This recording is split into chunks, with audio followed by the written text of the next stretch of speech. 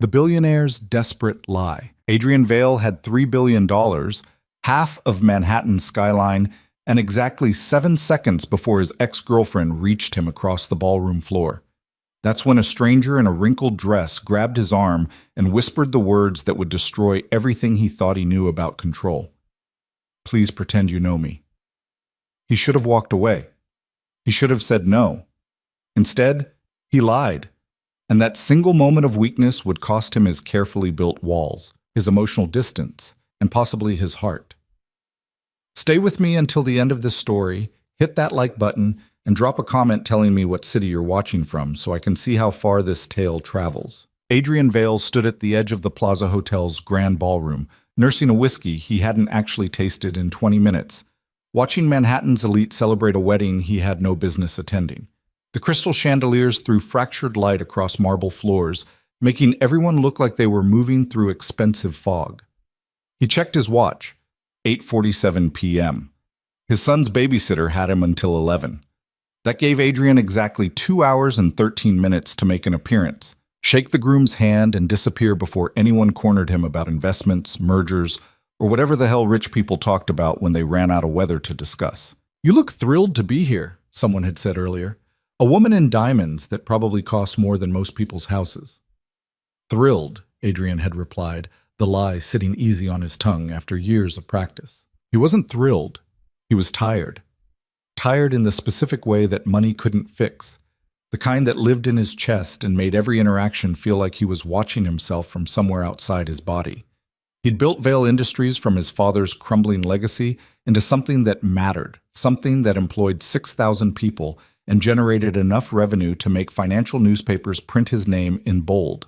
And yet here he stood, surrounded by hundreds of people, feeling like the loneliest man in New York. The wedding was for Marcus Chen, a college roommate who'd stayed in touch despite Adrian's tendency to ghost for months at a time. Marcus deserved better, probably. Deserved a best man who actually believed in the ceremony, who didn't look at the bride's white dress and think about divorce statistics and prenuptial agreements. But Marcus had insisted Adrian come, had said it with that specific kind of earnestness that made refusing feel cruel, so here he was. Black Tom Ford suit, silver cufflinks his son had picked out that morning, and a smile that felt painted on. "Daddy, you look like a penguin," Oliver had said, 6 years old and brutally honest. "Thanks, buddy. Penguins are dignified. Penguins are birds that can't fly." Adrian had laughed at that, actually laughed, which was more genuine emotion than he'd managed in weeks. Oliver had that effect, cutting through bullshit with the kind of clarity only children possessed. His son was staying with Maria tonight, their longtime nanny who'd become more family than employee.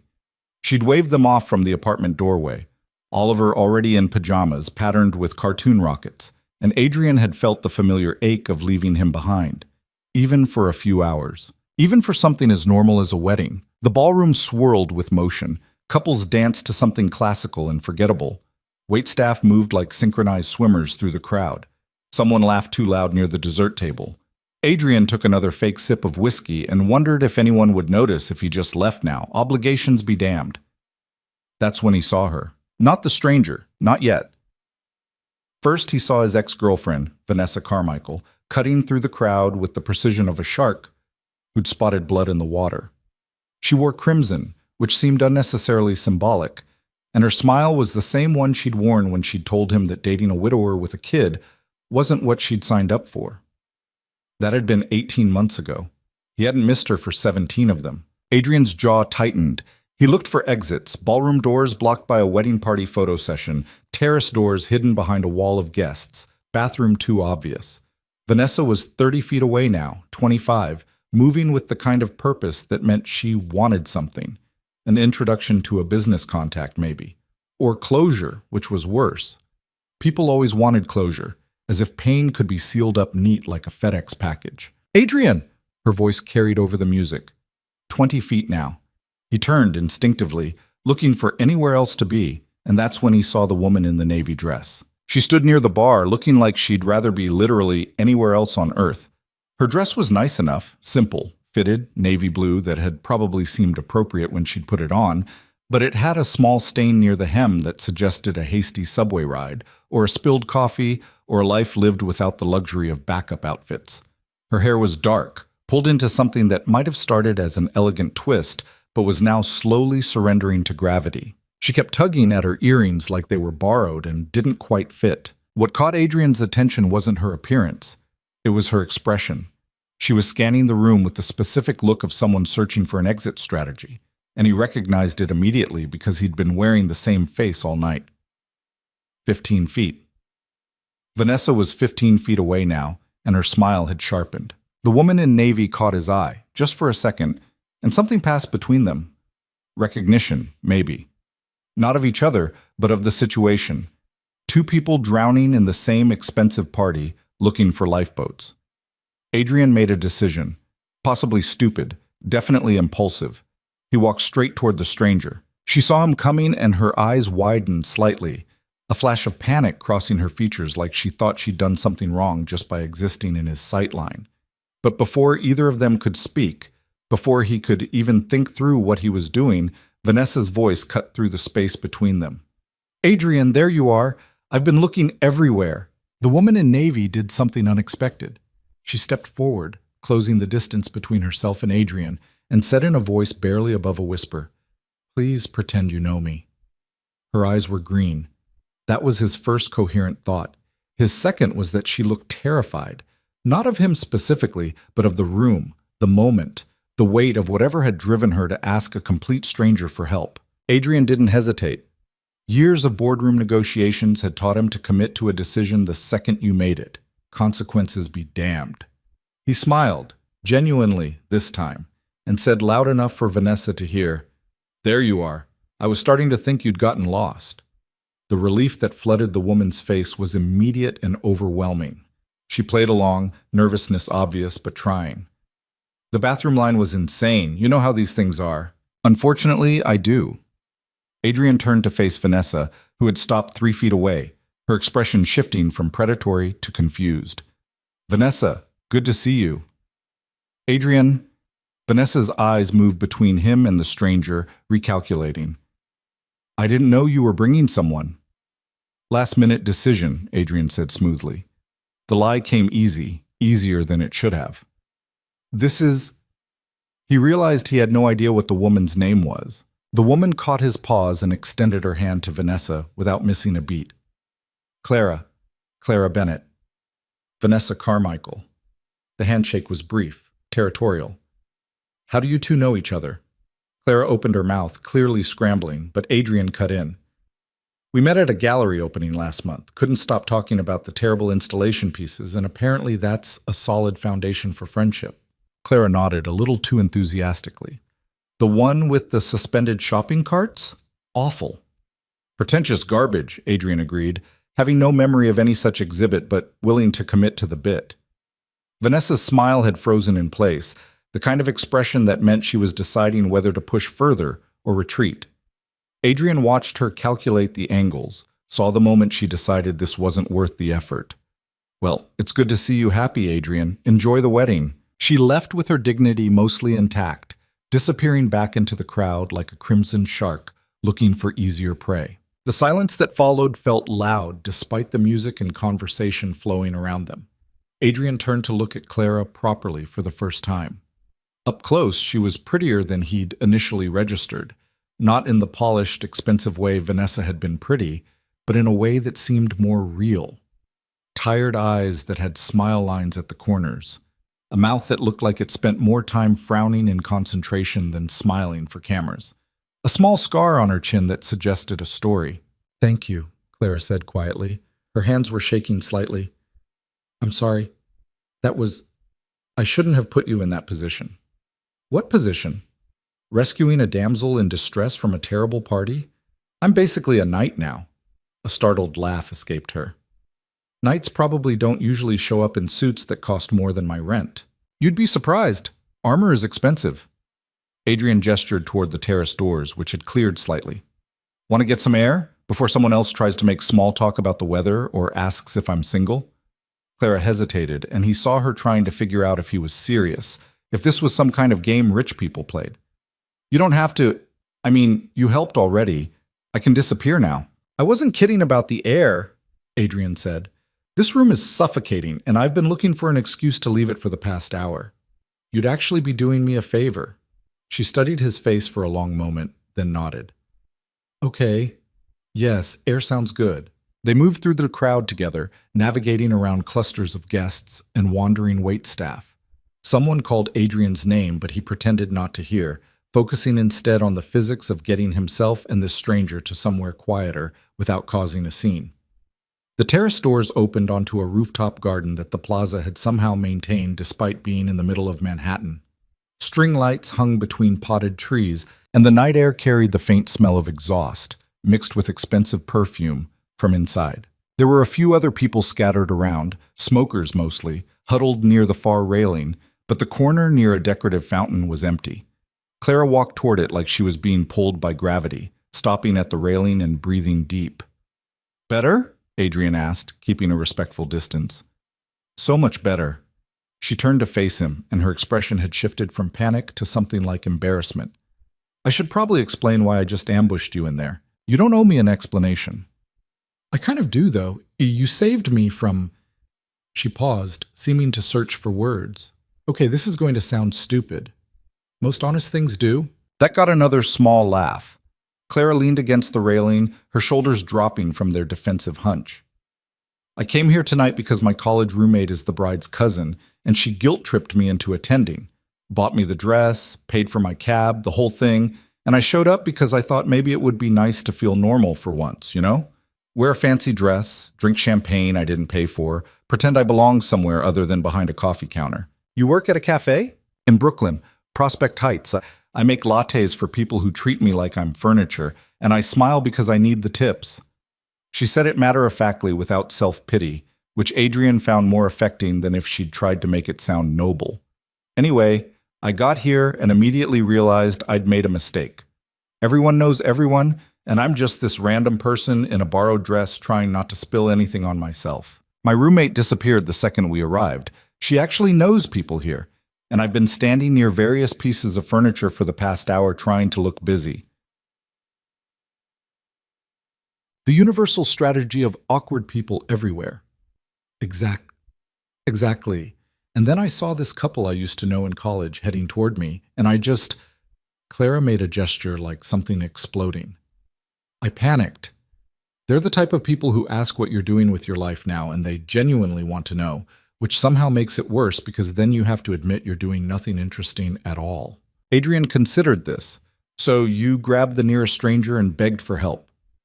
The nearest stranger who looked like he might be miserable enough to understand. She met his eyes, and there was something sharp in her gaze now, assessing. "You were wearing the same expression I was, like you'd rather be literally anywhere else. Was I that obvious?" Only to someone else looking for the exits. They stood in comfortable silence for a moment. The music from inside filtered through the glass doors, something slow and romantic that probably cost a fortune to license. Adrian watched Clara's profile as she stared out at the Manhattan skyline, the lights of buildings reflecting in her eyes like fallen stars. "I'm Adrian, by the way," he said, since we skipped formal introductions. "I know who you are." Clara said it without inflection, just a statement of fact. Something cold settled in Adrian's chest. "You do. Your picture was in the Times last week. Something about a merger with a European tech company." She turned to look at him fully. "I read it while eating my sad desk lunch. You were standing in front of some very impressive building looking very serious." "That's my default setting. Serious in front of impressive buildings. It's a good look for you." There was no flirtation in her voice, just observation. "Must be exhausting, though, always being Adrian Vale, billionaire businessman instead of just Adrian." No one had said anything like that to him in years. Maybe ever. Adrian felt something shift in his chest, a crack in the armor he hadn't known he was wearing. "You have no idea." "I might, actually. Different tax bracket, same feeling. I spend so much time being Clara the cafe worker that I forget there's supposed to be more to me than someone who knows how to properly foam milk."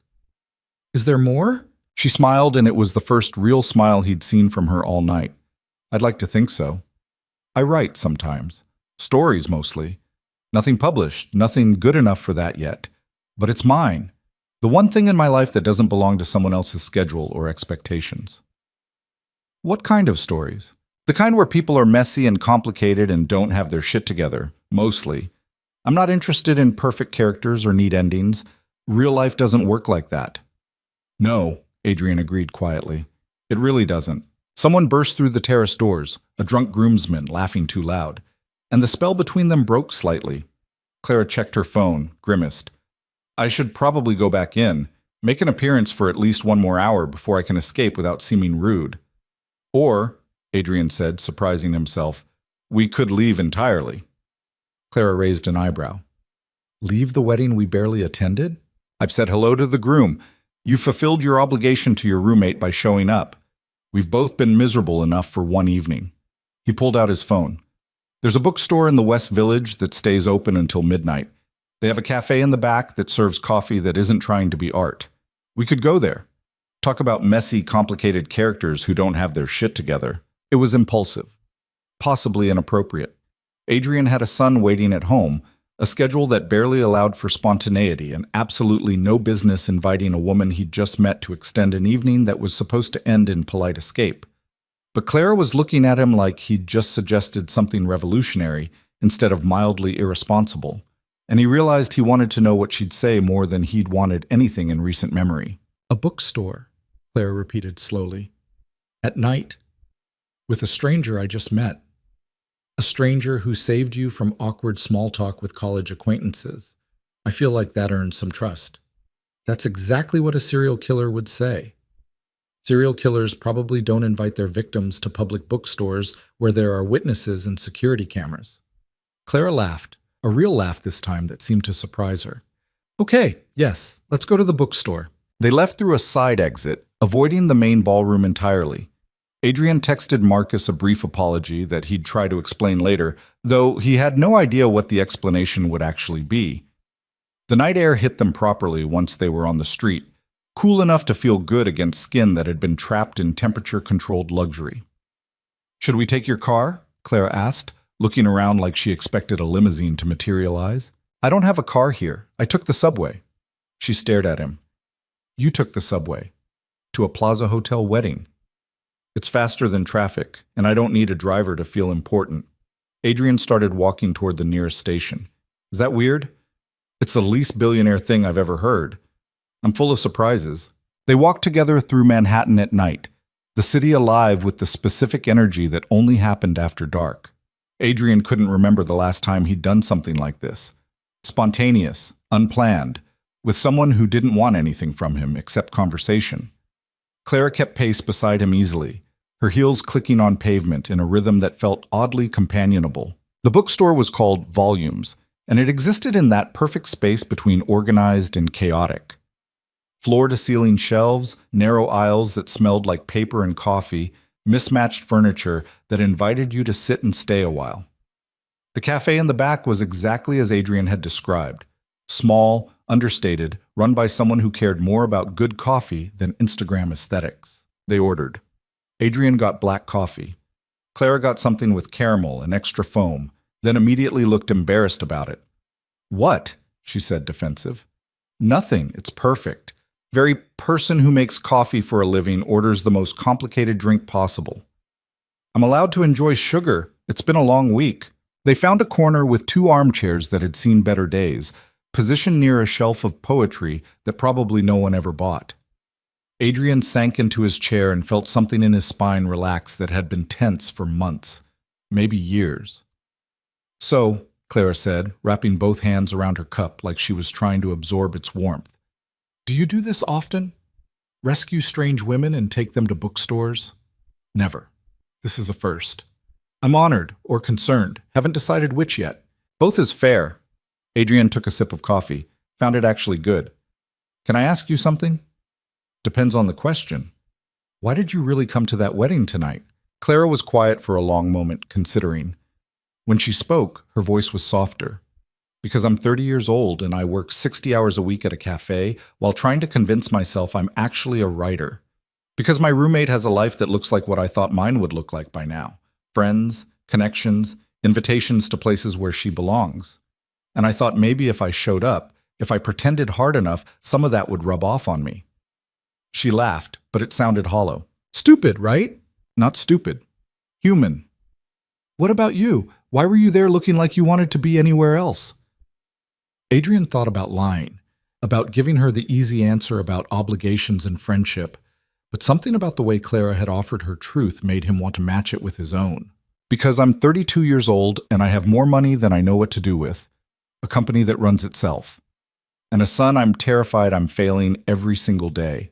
Because everyone assumes that success means happiness, and I don't know how to tell them it mostly just means being really good at looking fine while falling apart. He met her eyes. I went to that wedding because my friend asked me to, and saying yes to normal things is supposed to make me feel normal. It doesn't work, but I keep trying anyway. Clara set down her coffee cup carefully. You have a son. Oliver, he's 6. Obsessed with space, terrible at sitting still. The best thing that ever happened to me. What about his mom? The question hung in the air between them. Adrian could have deflected, changed subjects, but Clara's expression held nothing but genuine curiosity.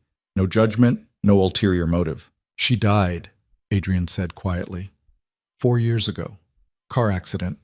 Sudden, senseless, the kind of thing that reminds you how little control you actually have over anything that matters. I'm sorry. Thank you. He meant it. People usually said they were sorry and then immediately tried to fix the sadness, to move past it. Clara just let the words sit, respectful of their weight. They talked for hours. About Oliver's obsession with astronauts, and Clara's dream of writing a novel that mattered. About the cafe where she worked, and the customers who treated her like she was invisible. About Adrian's company, and the constant pressure to make decisions that affected thousands of lives. About Brooklyn versus Manhattan. About books they'd loved and movies they'd hated. About the specific loneliness of being surrounded by people who didn't really see you. Clara told him about growing up in a small town in Pennsylvania, about moving to New York with dreams so big they'd barely fit in her childhood bedroom, about the slow realization that the city didn't care about dreams unless you had the money to fund them, about working 3 jobs during her 20s, about the stories she wrote late at night that never seemed good enough to share, about the way disappointment became just another part of her routine. Adrian told her about inheriting Vale Industries at 25 when his father died, about the scramble to prove he deserved it, about building something that mattered while losing sight of why it mattered in the first place, about meeting Oliver's mother at a charity gala, about the brief perfect years when he'd thought he'd figured out how to balance everything, about the phone call that had ended that illusion permanently, about raising a son alone while running an empire, about the guilt of never being enough for either. The bookstore owner eventually approached their corner, apologetic. Hey folks, we're closing in 10 minutes. Adrian checked his watch, 11:47 p.m. They'd been talking for almost 3 hours. We should go, Clara said, but she didn't move. We should, Adrian agreed, also not moving. They walked out together into a Manhattan that had shifted into its late-night mode, quieter, darker, more honest somehow. Clara pulled out her phone to call a rideshare. Let me get you a car, Adrian said. I can pay for my own ride home. I know you can, but I'd like to do something nice, and you've already made it clear you're not interested in being impressed by money, so let me have this small victory. Clara smiled despite herself. Fine, but only because my feet hurt and I'm too tired to argue. Adrian arranged for a car through his usual service, not a limo, just a nice sedan with a driver who knew to be quiet. It arrived within minutes. He opened the door for Clara, who rolled her eyes at the gesture but didn't protest. Thank you, she said, one foot in the car, one still on the pavement. For tonight, for the rescue, the bookstore, the conversation, all of it. Thank you for making a terrible evening into something I'll actually remember. We should probably not do this again, Clara said, and there was real regret in her voice. Your life and mine don't exactly overlap, and I'm not interested in being someone's brief experiment in slumming it with normal people. Adrian felt something twist in his chest. Is that what you think this was? I don't know what this was, but I know how stories like this usually end, and I'm trying to be smart. She met his eyes. Good night, Adrian. Good night, Clara. The car pulled away, taillights disappearing into traffic. Adrian stood on the sidewalk for a long moment, watching the space where she'd been. feeling like he'd just lost something he hadn't known he was looking for. His phone buzzed, a text from Maria. Oliver asleep. All good here? How was the wedding? Adrian typed back. Interesting. Be home soon. He started walking toward his own apartment, 30 blocks uptown, not ready to get in a car yet. The night air helped him think. His mind kept returning to Clara's face in the bookstore, the way she'd laughed when he'd made a terrible joke about poetry, the casual honesty with which she'd described her life without apology or embellishment. His phone buzzed again. Unknown number. He almost didn't check it, but curiosity won. This is Clara. I stole your number from the car service receipt because apparently I'm terrible at being smart. The cafe where I work is called Corner Grind in Prospect Heights. If you ever want mediocre coffee made by someone who's probably going to spill it, I'm there most mornings. No pressure. Just information. Adrian stopped walking. Read the message 3 times. Smiled despite himself. He typed back, "What time do you open?" The response came quickly, 7 a.m., but I'm more coherent after 9. See you at 9 tomorrow then. I'll try not to order anything too complicated. You better not. I have a reputation to maintain. Adrian pocketed his phone and continued walking home, feeling lighter than he had in years. The city stretched out around him, full of possibility and noise and the specific magic that only happened when you stopped trying to control everything and just let life surprise you. Tomorrow he'd wake up early, get Oliver ready for the day, rearrange meetings he probably shouldn't rearrange, and show up at a cafe in Brooklyn to see a woman who'd grabbed his arm in a moment of panic and somehow cracked open something he'd thought was permanently sealed. He had no idea what happened next. For once, that felt like exactly the right place to be. Adrian arrived at Corner Grind at 9:03 a.m., which felt like a reasonable amount of late. Not so punctual it seemed desperate. Not so tardy it suggested he didn't care. The cafe occupied a corner spot in Prospect Heights that looked like it had been there forever, wedged between a dry cleaner and a bodega with produce stacked outside in wooden crates. The windows were fogged with steam, and through them he could see the blurred shapes of people hunched over laptops and coffee cups. He pushed through the door and was hit immediately with the smell of espresso and something baking that made his stomach remind him he'd skipped breakfast. The interior was exactly what he'd expected. Mismatched furniture, local art on the walls that was trying very hard, a chalkboard menu with handwriting that suggested someone had given up halfway through and just scrawled "Ask us" for half the items. Clara stood behind the counter, hair pulled back in a ponytail, wearing a black apron covered in what looked like the evidence of a morning's worth of accidents. She was making a drink for someone, her hands moving through the motions with the kind of automatic precision that came from repetition. When she looked up and saw him, something crossed her face. Surprise, maybe, or regret that she'd actually given him her number. "You came," she said. "You sound shocked." "I am, a little. Thought maybe you'd wake up this morning and realize coming to Brooklyn for mediocre coffee was a terrible idea." "I've had worse ideas." Adrian stepped up to the counter, aware of the line forming behind him. "What do you recommend?" "The drip coffee is actually decent today. Everything else is a gamble depending on whether I'm paying attention." "I'll risk it, whatever you think I'd like." Clara raised an eyebrow, but didn't argue.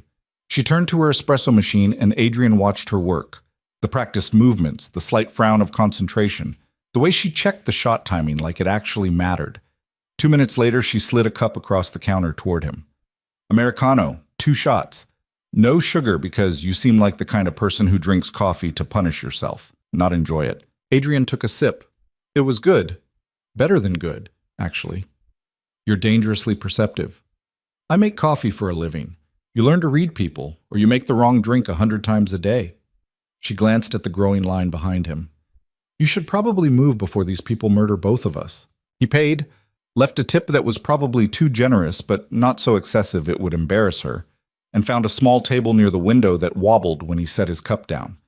The cafe was busy with the morning rush, people in business, casual, grabbing drinks before work, freelancers setting up laptops for the long haul, a woman with a stroller trying to navigate the narrow space between tables.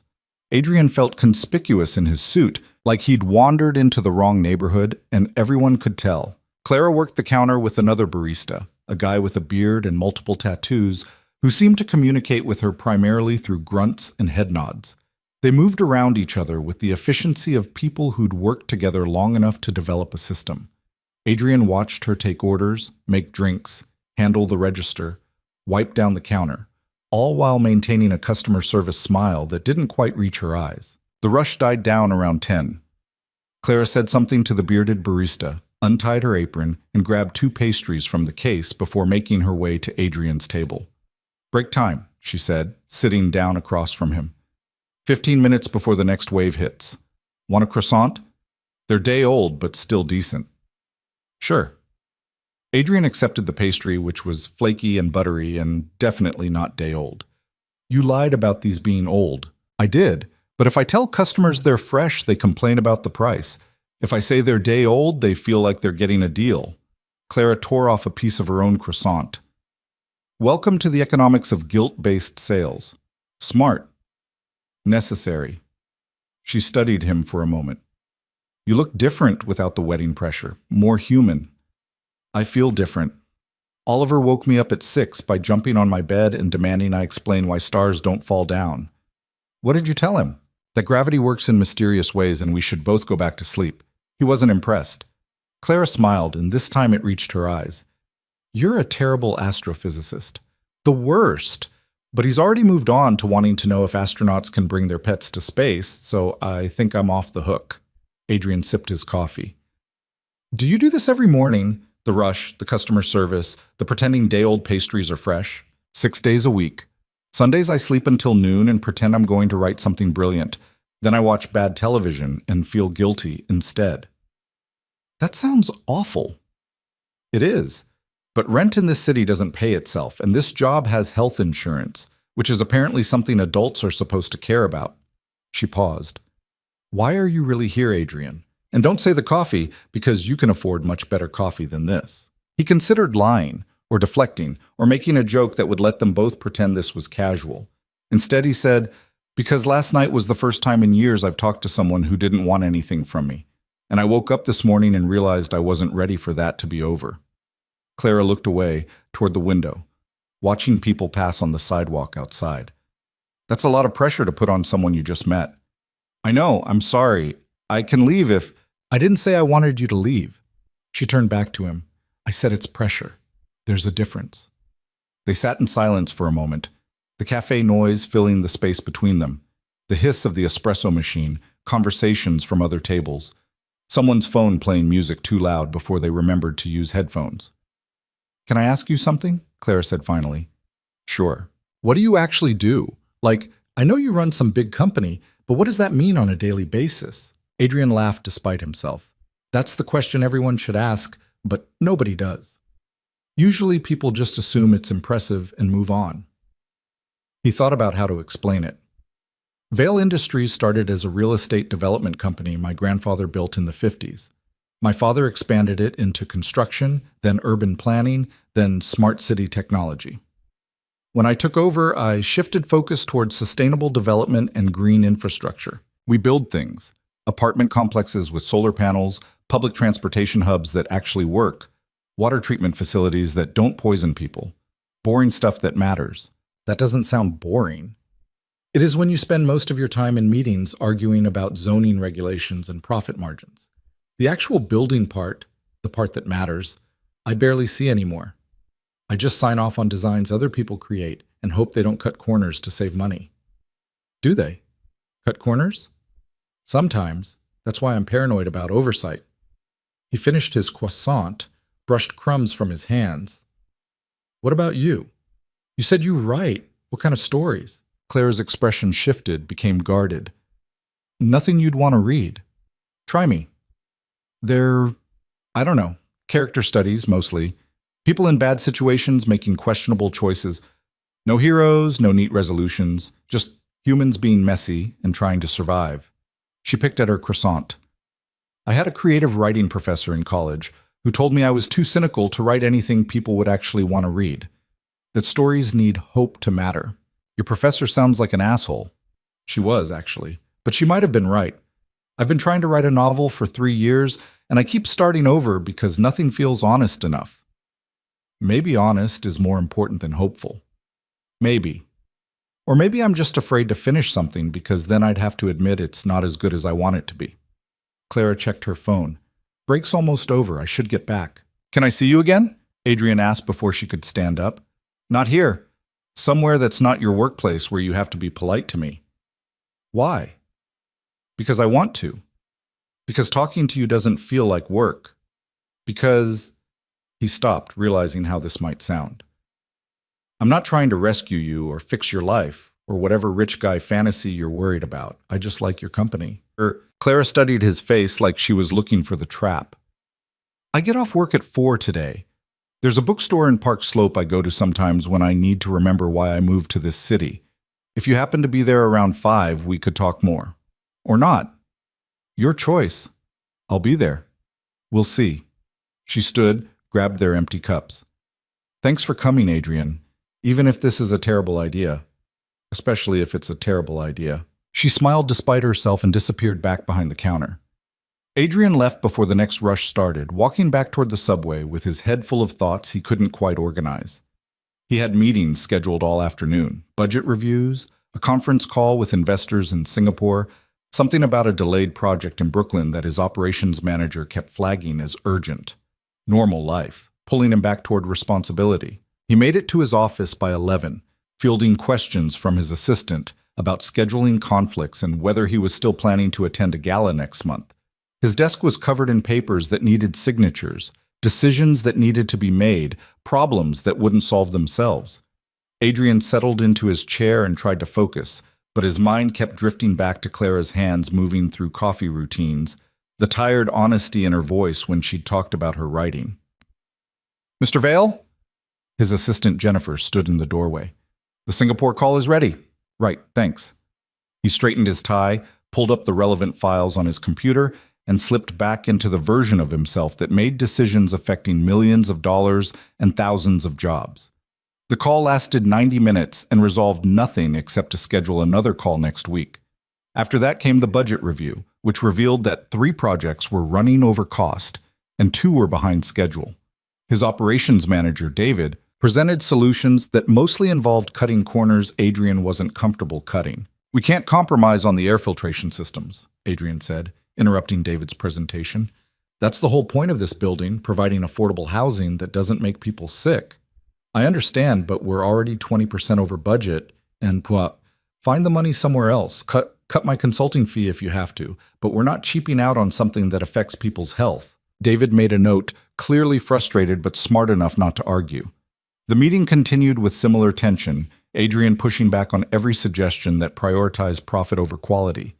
By the time it ended, he had a headache forming behind his eyes, and a growing certainty that everyone in the room thought he was being unrealistic. Maybe he was.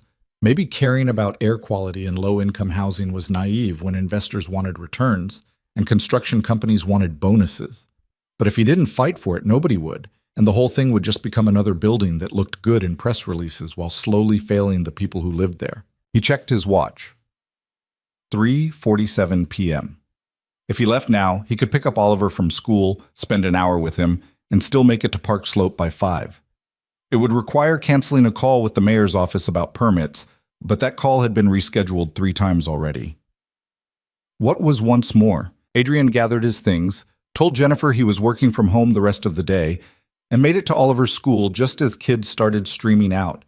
His son spotted him immediately and ran over with the kind of full-body enthusiasm that 6-year-olds specialized in. "Daddy, you're here! You're never here!" "I'm here sometimes." "Not usually." "Usually it's Maria."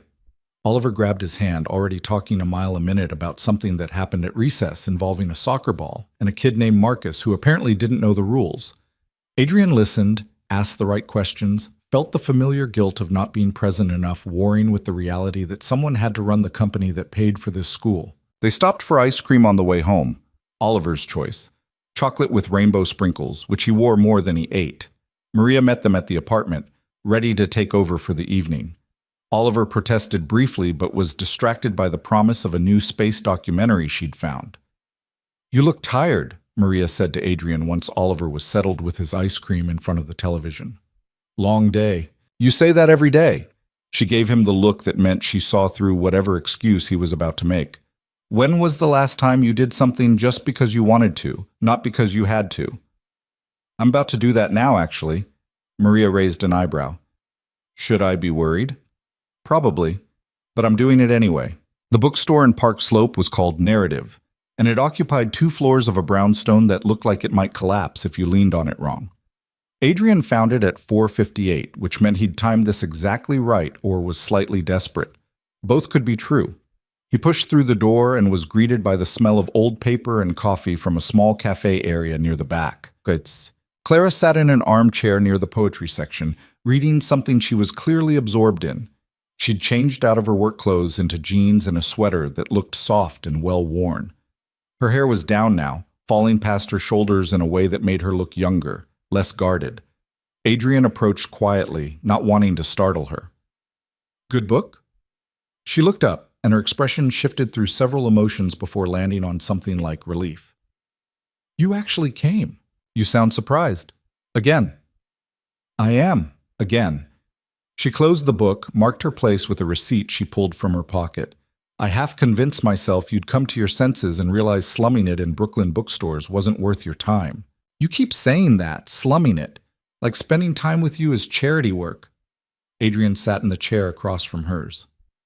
I don't think you understand how exhausting it is to spend every day with people who only care about what you can do for them. You don't want anything from me. That's rare enough to be valuable. Everyone wants something, Adrian. I'm just better at hiding it than most. What do you want, then? Clara considered this, her fingers tracing the edge of her book. To feel like my life is going somewhere instead of just happening to me. To write something that matters. To wake up without immediately calculating how many hours I have to work before I can sleep again. She met his eyes. Small stuff. Impossible stuff. Not impossible. Spoken like someone who's never had to choose between paying rent and buying groceries. It wasn't said cruelly, just factually, but it landed hard anyway. Adrian thought about his apartment, about Oliver's private school, about the casual way he'd offered to pay for Clara's car the night before without even thinking about the cost. The distance between their lives felt suddenly enormous. You're right, he said. I don't know what that's like, but that doesn't mean I can't understand that it's hard. Understanding and experiencing are different things. I know. I'm not trying to pretend otherwise. He leaned forward. Can I tell you something? Sure. I'm terrified every single day that I'm failing Oliver, that he's going to grow up and realize his dad was so busy building things and making money that he forgot to actually be present, that success and being a good father are mutually exclusive, and I chose wrong. The words came out faster than he intended. Everyone sees the money and the company and assumes I have everything figured out. But I don't. I'm improvising constantly and hoping nobody notices. Clara was quiet for a long moment. That's the most honest thing anyone said to me in months. Your turn. Tell me something honest. I'm scared I'm never going to be good enough. At writing, at life, at anything that matters. That I'm going to wake up at 40, still making coffee for people who don't see me, still telling myself I'm a writer, even though I've never finished anything worth reading. She looked away. I came to New York because I thought talent mattered more than money. Turns out that was naive. Or maybe you just haven't found the right opportunity yet. That's what people say when they're trying to be nice about failure. Adrian wanted to argue, to tell her she was wrong, but he suspected that would just prove her point about him not understanding. Instead, he said, "Show me something you've written." Clara's eyes widened. What? You said you write. Show me. I want to read it. No, absolutely not. Why not? Because it's not ready.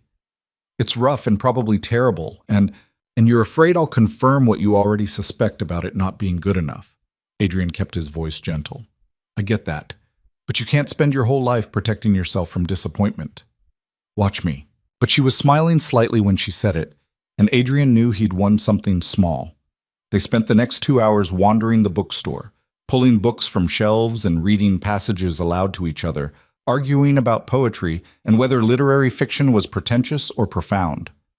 Clara had opinions, strong ones, about everything from magical realism to the Oxford comma, and watching her defend her positions with the kind of passion she clearly couldn't bring to her cafe job made Adrian realize just how much of herself she kept hidden during normal life. They ended up at the cafe section. sharing a pot of tea that Clara insisted was overpriced but ordered anyway.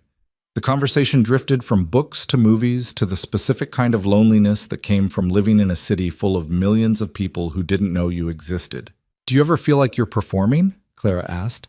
"Like there's the version of you that goes through the motions every day, and then there's the real you watching from somewhere else, wondering when you get to stop pretending." "Every single day," Adrian admitted, "especially at work. I sit in meetings and make decisions and sign documents, and the whole time there's this voice in my head asking if any of it actually matters." "Does it?" "Some of it. The housing projects, the infrastructure improvements, that stuff matters. But the rest? The networking events, the investor calls, the constant posturing?" He shook his head. "I'd give it all up if I could figure out how to do the meaningful parts without the rest." "Why don't you?" "Because they're connected. You can't have the impact without the money, and you can't have the money without playing the game. It's a trap that pays well." Clara poured more tea, watching the steam rise from her cup. "I used to think success would fix everything, that if I could just get published, or recognized, or validated somehow, I'd finally feel like I'd made the right choices. But the more time passes, the more I realize success doesn't fix being lonely. It just makes you lonely in a nicer apartment. Or a lonelier one." "Exactly." She looked at him over the rim of her cup. "We're both pretty pathetic, aren't we?" "Completely. It's kind of comforting." They stayed until the bookstore staff started giving them pointed looks about closing time. Outside, the evening had shifted into full dark, streetlights making golden pools on the sidewalk. Clara pulled her jacket tighter against the cold. "Thank you for this," she said. "For showing up, for listening, for not making me feel crazy about all my neuroses." "Thank you for the same." Adrian hesitated. "Can I walk you home?" "That's very gentlemanly of you, but I live in the opposite direction from the subway you need." "I don't care about the direction." Clara studied him for a moment, then nodded. "Okay, but it's a walk.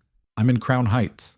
They walked together through Brooklyn at night, the neighborhood shifting around them, Park Slope's brownstones giving way to more commercial strips, then residential blocks where trees grew through cracks in the sidewalk, and people sat on stoops despite the cold.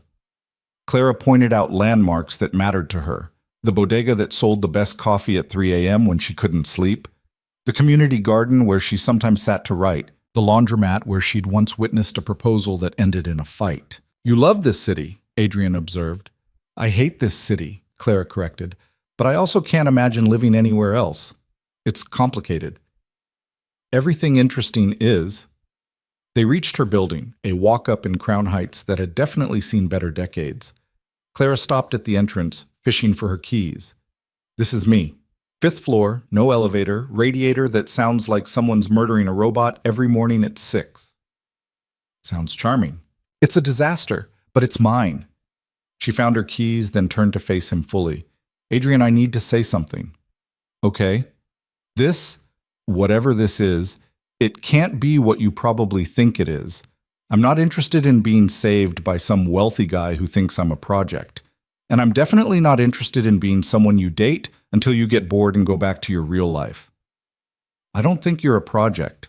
Not yet. But it's easy to romanticize struggle when you're not living it.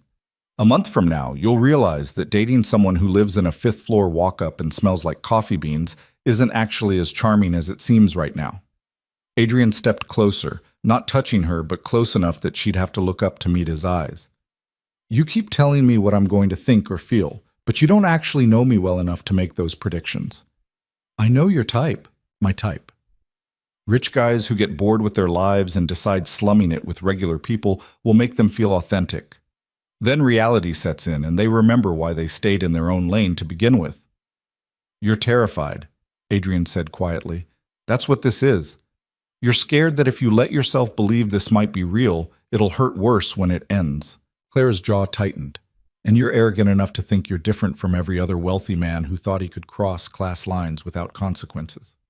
"Maybe I am arrogant, but I'm also here, at your building in Crown Heights at 9 p.m. on a Tuesday, having walked 40 blocks because I wanted to spend more time with you. That has to count for something." They stared at each other, tension crackling in the space between them. Finally, Clara said, "Come inside." "What?" "Come inside. See where I actually live. See the reality of my life instead of the romanticized version you've built in your head." Then decide if you still want to do this. Adrian followed her up 5 flights of stairs that smelled like someone's cooking and possibly mildew.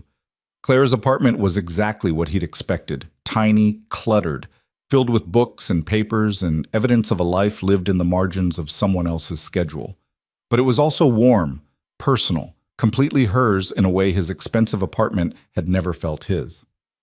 "This is it," Clara said, arms spread in presentation. 300 square feet of reality. Still interested? Adrian looked around at the makeshift desk by the window, the laptop covered in stickers, the walls lined with shelves made from boards and cinder blocks. He saw her life here. The struggle, yes, but also the determination, the refusal to give up even when everything was hard. "Yes," he said simply. "Still interested." Something in Claire's expression cracked, just slightly. "You're either the most genuine person I've ever met, or the best liar. Only one way to find out." "I suppose so." She moved to her tiny kitchen, filled a kettle. "Fair warning, I'm difficult. I push people away when they get too close. I'm too cynical for my own good. And I will probably sabotage this at some point because I'm better at protecting myself than letting people in. Noted. I'm emotionally unavailable, married to my work, and have a 6-year-old who will definitely become your responsibility if this gets serious. Also, I make decisions affecting thousands of people and regularly worry I'm destroying lives through incompetence disguised as leadership." Clara laughed despite herself. "We're a mess. Completely." Adrian sat at her small table, which wobbled. But maybe that's better than pretending to have everything figured out. They talked until past midnight, drinking tea that turned cold while they forgot to drink it. Clara eventually showed him some of her writing, tentatively, like she was handing over something fragile, and Adrian read it while she watched his face for reactions. Her work was raw, honest, occasionally brutal in its assessment of human nature. It wasn't polished, but it was real in a way that most things he read weren't. "This is good," he said when he finished. "You're lying to be nice." "I'm really not. It needs work, but the core is there. You have a voice. That's the part you can't teach." Clara took her laptop back, closed it carefully. "My creative writing professor said I'd never make it as a writer because I couldn't write hopeful endings."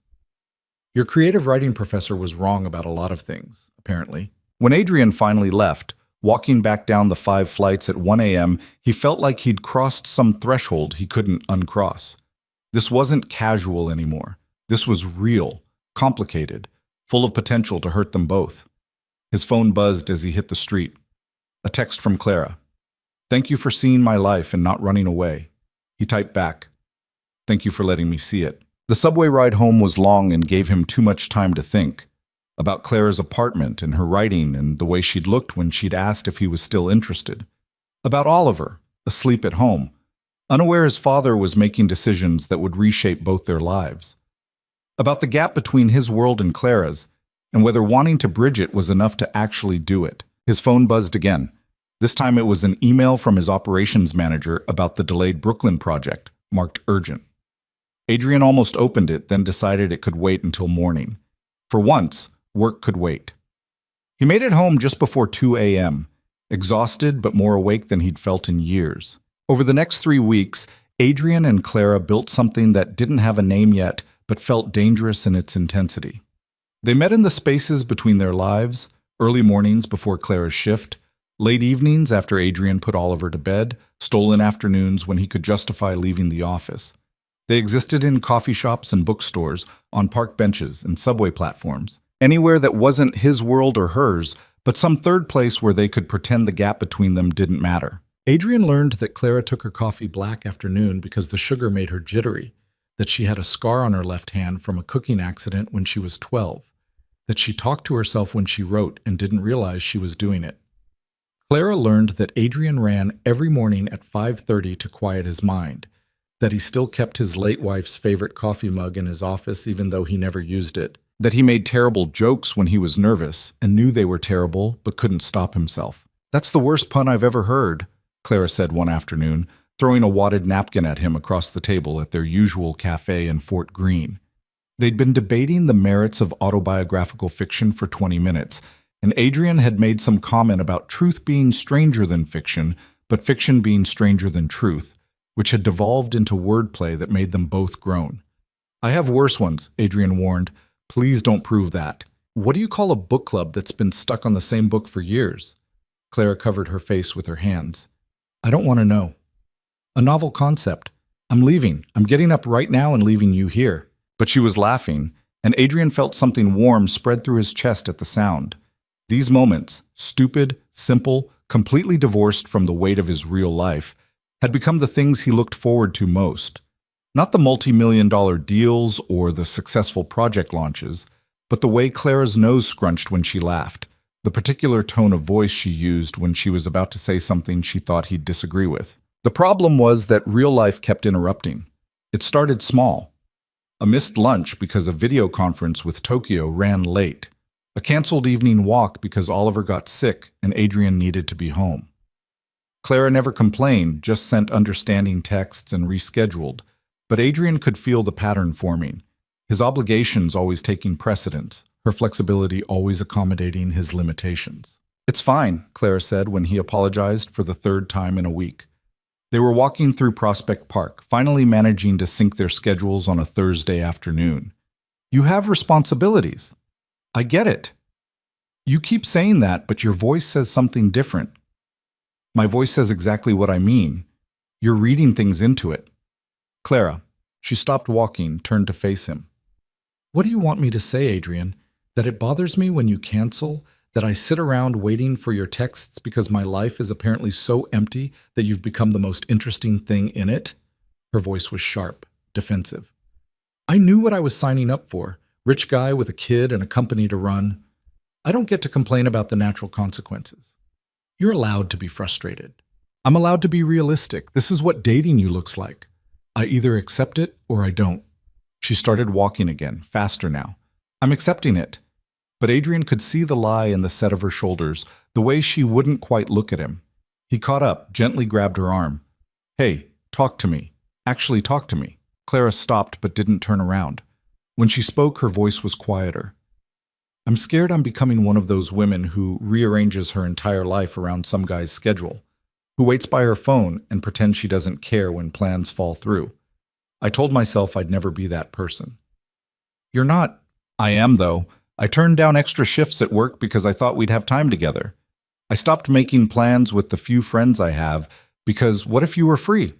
I'm turning myself into a supporting character in your story, and I hate that I'm doing it, but I can't seem to stop. Adrian felt her words land like physical blows. He'd been so focused on carving out time for her that he hadn't noticed how one-sided the compromise had become. His life continued largely unchanged. Same job, same routine, same priorities with Clara fitted into the gaps. Her life had reorganized itself around his availability.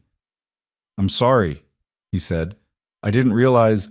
Of course you didn't. You're too busy running an empire and raising a kid. I'm just the interesting distraction you see when you have free time. She pulled away from his grip.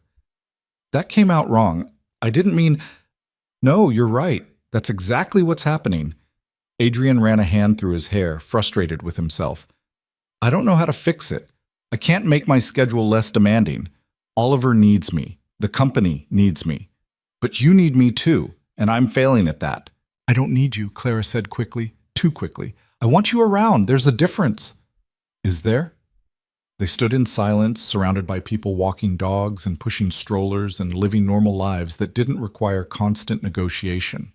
Adrian wanted to make promises that he'd do better, be more present, find more time, but they all sounded hollow, even in his head. Maybe we need to slow down, Clara said finally. Take some pressure off. See each other when it works naturally instead of forcing it. That's a breakup in slow motion. It's practical. It's you running away because this got too real. Clara's eyes flashed.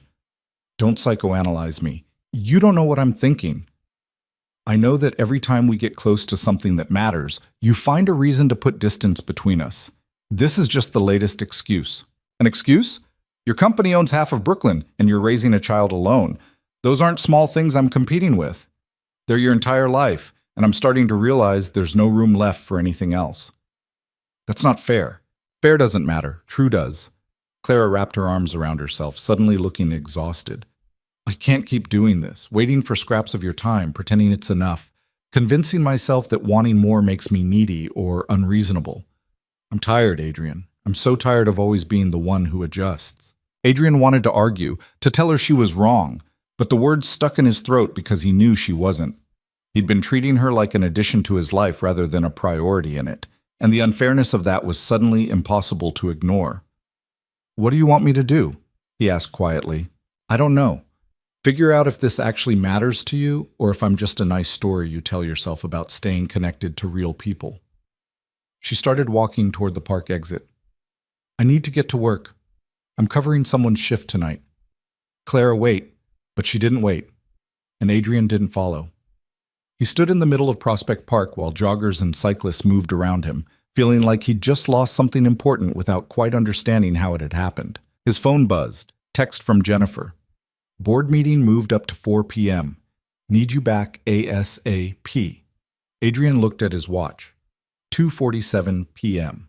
He could make it if he left now, catch the subway back to Manhattan, slip into the version of himself that made corporate decisions and signed documents and pretended everything was under control. The familiar routine calling him back. He texted Clara instead. "I'm sorry. For all of it. You deserve better than what I've been giving you." The response came 10 minutes later. "Yeah, I probably do." The board meeting was exactly as tedious as Adrian expected. 3 hours of old men arguing about risk assessments and market projections while he tried to focus and failed. His mind kept drifting back to Clara's face in the park, the exhaustion in her voice when she'd said she was tired. He'd done that. Made her tired. Turned something that should have been good into another thing she had to manage around the edges of her actual life. "Adrian, your thoughts on the Singapore timeline?" He looked up to find 12 faces staring at him expectantly. "Sorry, what?" David, his operations manager, repeated the question about construction delays and permit issues. Adrian provided an answer that satisfied them enough to move on, but he caught Jennifer giving him a concerned look from across the room. He was off his game, and everyone could tell. The meeting finally ended at 7. Adrian checked his phone. No messages from Clara. He thought about texting her again, decided against it. She'd asked for space, or something like space. He should probably respect that instead of pushing. Oliver was already asleep when he got home, Maria reading in the living room with the television on mute. She looked up when he entered, took one look at his face, and set her book aside. "Bad day? Is it that obvious?" "You look like someone kicked your dog. What happened?" Adrian collapsed onto the couch beside her. "I think I'm screwing up the best thing that's happened to me in years, and I don't know how to fix it." Maria had worked for him long enough to know when to push and when to just listen. She chose listening now, letting the silence stretch until Adrian was ready to fill it. "There's someone," he said finally. "Clara. I met her a few weeks ago, and she's different, real. Doesn't care about the money or the company or any of the things that usually define me, but I can't figure out how to make space for her in my life without everything else falling apart." "Does she want space in your life?" "She did, I think. Now I'm not sure. We had a fight today about time and priorities and all the ways I'm not showing up the way she needs me to. Was she right?" Adrian thought about it honestly. "Yeah, she was completely right. So what are you going to do about it?" "I don't know. I can't make the company less demanding. I can't make Oliver need me less. And I can't ask Clara to keep accepting whatever scraps of attention I can give her between everything else." Maria was quiet for a moment. "Can I tell you something you probably don't want to hear?" "Do I have a choice?" "Not really. You've been using your responsibilities as armor for years now. The company, Oliver. All the very legitimate reasons you can't let anyone get close. And they are legitimate. I'm not saying they're not, but you're also hiding behind them. That's not..." "Let me finish. After Sarah died, you threw yourself into work and parenting like if you just stayed busy enough, you wouldn't have to deal with being alone. And it worked, mostly. But now there's someone who actually sees you, and instead of making room for that, you're using the same excuses to keep her at a distance, because being busy is safer than being vulnerable." The words hit harder than they should have because they were true. Adrian had built his life into something that didn't require emotional risk. Work was predictable. Oliver's love was unconditional. And as long as he stayed in motion, he didn't have to examine whether he was actually happy or just functional. "I don't know how to be vulnerable anymore," he admitted. "Every time I try, it feels like I'm doing it wrong." That's because you're out of practice. But Clara seems worth the practice, from what you've said about her. She is. That's what makes this worse. She deserves someone who can actually give her what she needs, and I'm not sure I'm that person. Have you asked her what she needs? Or are you just assuming? Adrian realized he hadn't. He'd been so focused on managing his own guilt about canceled plans and limited time that he'd never actually asked Clara what would make this work for her. He'd just assumed his schedule was the immovable object, and she had to work around it. His phone buzzed. Text from an unknown number, which resolved itself into a photo that took a second to load. When it did, Adrian's breath caught. It was Clara, clearly at work based on the espresso machine visible behind her, holding up a piece of paper with messy handwriting. "I'm sorry too, can we try again? Differently this time?" He texted back immediately. "Yes, whatever differently looks like. I'm in." The response came quickly. "Good. Because I have thoughts about what differently means and you're not going to like all of them. Try me. Tomorrow. 10 a.m. Corner grind. I'm making you the most complicated drink I can think of, and we're going to have an actual conversation about what this is and what it can't be. No romanticizing, just reality." Adrian smiled despite himself. "Deal. But I reserve the right to make terrible puns. You're the worst. You texted me first, temporary lapse in judgment, already regretting it." He put his phone away, feeling something loosen in his chest. Maria was watching him with an expression that suggested she'd already figured out what had happened. "You're smiling," she observed. "Apparently I get a second chance to not screw this up. Don't waste it then. And Adrian, whatever conversation you're about to have with her, be honest. About what you can actually give, not what you wish you could give. That's the only way this works." The next morning, Adrian arrived at Corner Grind at 9:54, which was probably too early, but he'd been awake since 5 thinking about what Maria had said. Clara was already there, setting up for the morning rush with the bearded barista whose name Adrian still didn't know. She saw him come in and held up a finger. 1 minute. He nodded, found a table, waited. The cafe filled slowly with the usual morning crowd, and Adrian watched Clara work with the same efficiency he'd seen before. But today he noticed other things too, the way she winced when she bent to grab something from under the counter, suggesting her back hurt. The forced brightness in her customer service voice that disappeared the second people turned away. The exhaustion around her eyes that makeup couldn't quite hide. This was her reality. 60 hours a week on her feet, making drinks for people who barely acknowledged her existence. Going home to a 5th-floor walk-up where she tried to convince herself she was a writer despite never having time to actually write. And he'd been treating her life like it was flexible while his was fixed, like her time mattered less because she wasn't managing a company or raising a child. The morning rush died down around 10:15. Clara untied her apron, said something to her coworker, and made 2 drinks before joining Adrian at his table. She set a cup in front of him that was topped with foam art, a heart, ironically, and sat down across from him with her own drink. "Triple shot vanilla lavender oat milk latte with cinnamon," she said, gesturing to his cup. "The most annoyingly complicated thing I could make without violating health codes." Adrian took a sip. It was actually delicious. "I hate that this is good. I'm very talented at my job. I'm just tired of being talented at something that doesn't matter to anyone, including myself." She wrapped her hands around her own cup. "We need to talk." "I know. And I need you to listen without trying to fix everything or make promises you can't keep." "Okay." Clara took a breath. "I like you. More than I should, probably, given that we barely know each other and our lives don't make any sense together. But I can't keep doing what we've been doing, the stolen moments, the constant rescheduling, the feeling like I'm always waiting for you to have time for me." "I understand. I'm not done. If we're going to do this, actually do this, then it has to be equal. Not in time because I know your schedule is insane, but in priority.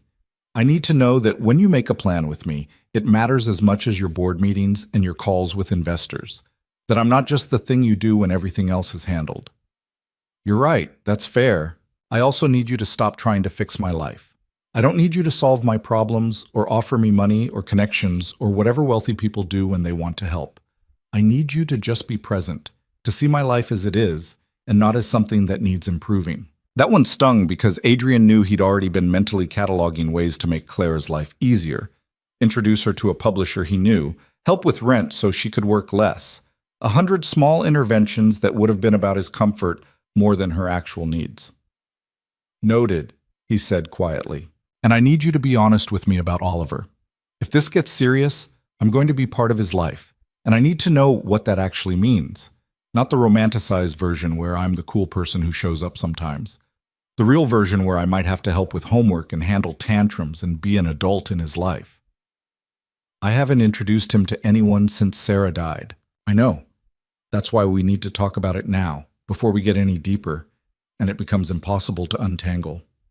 Claire's voice softened slightly. I'm not trying to scare you off. I'm trying to make sure we're both walking into this with our eyes open.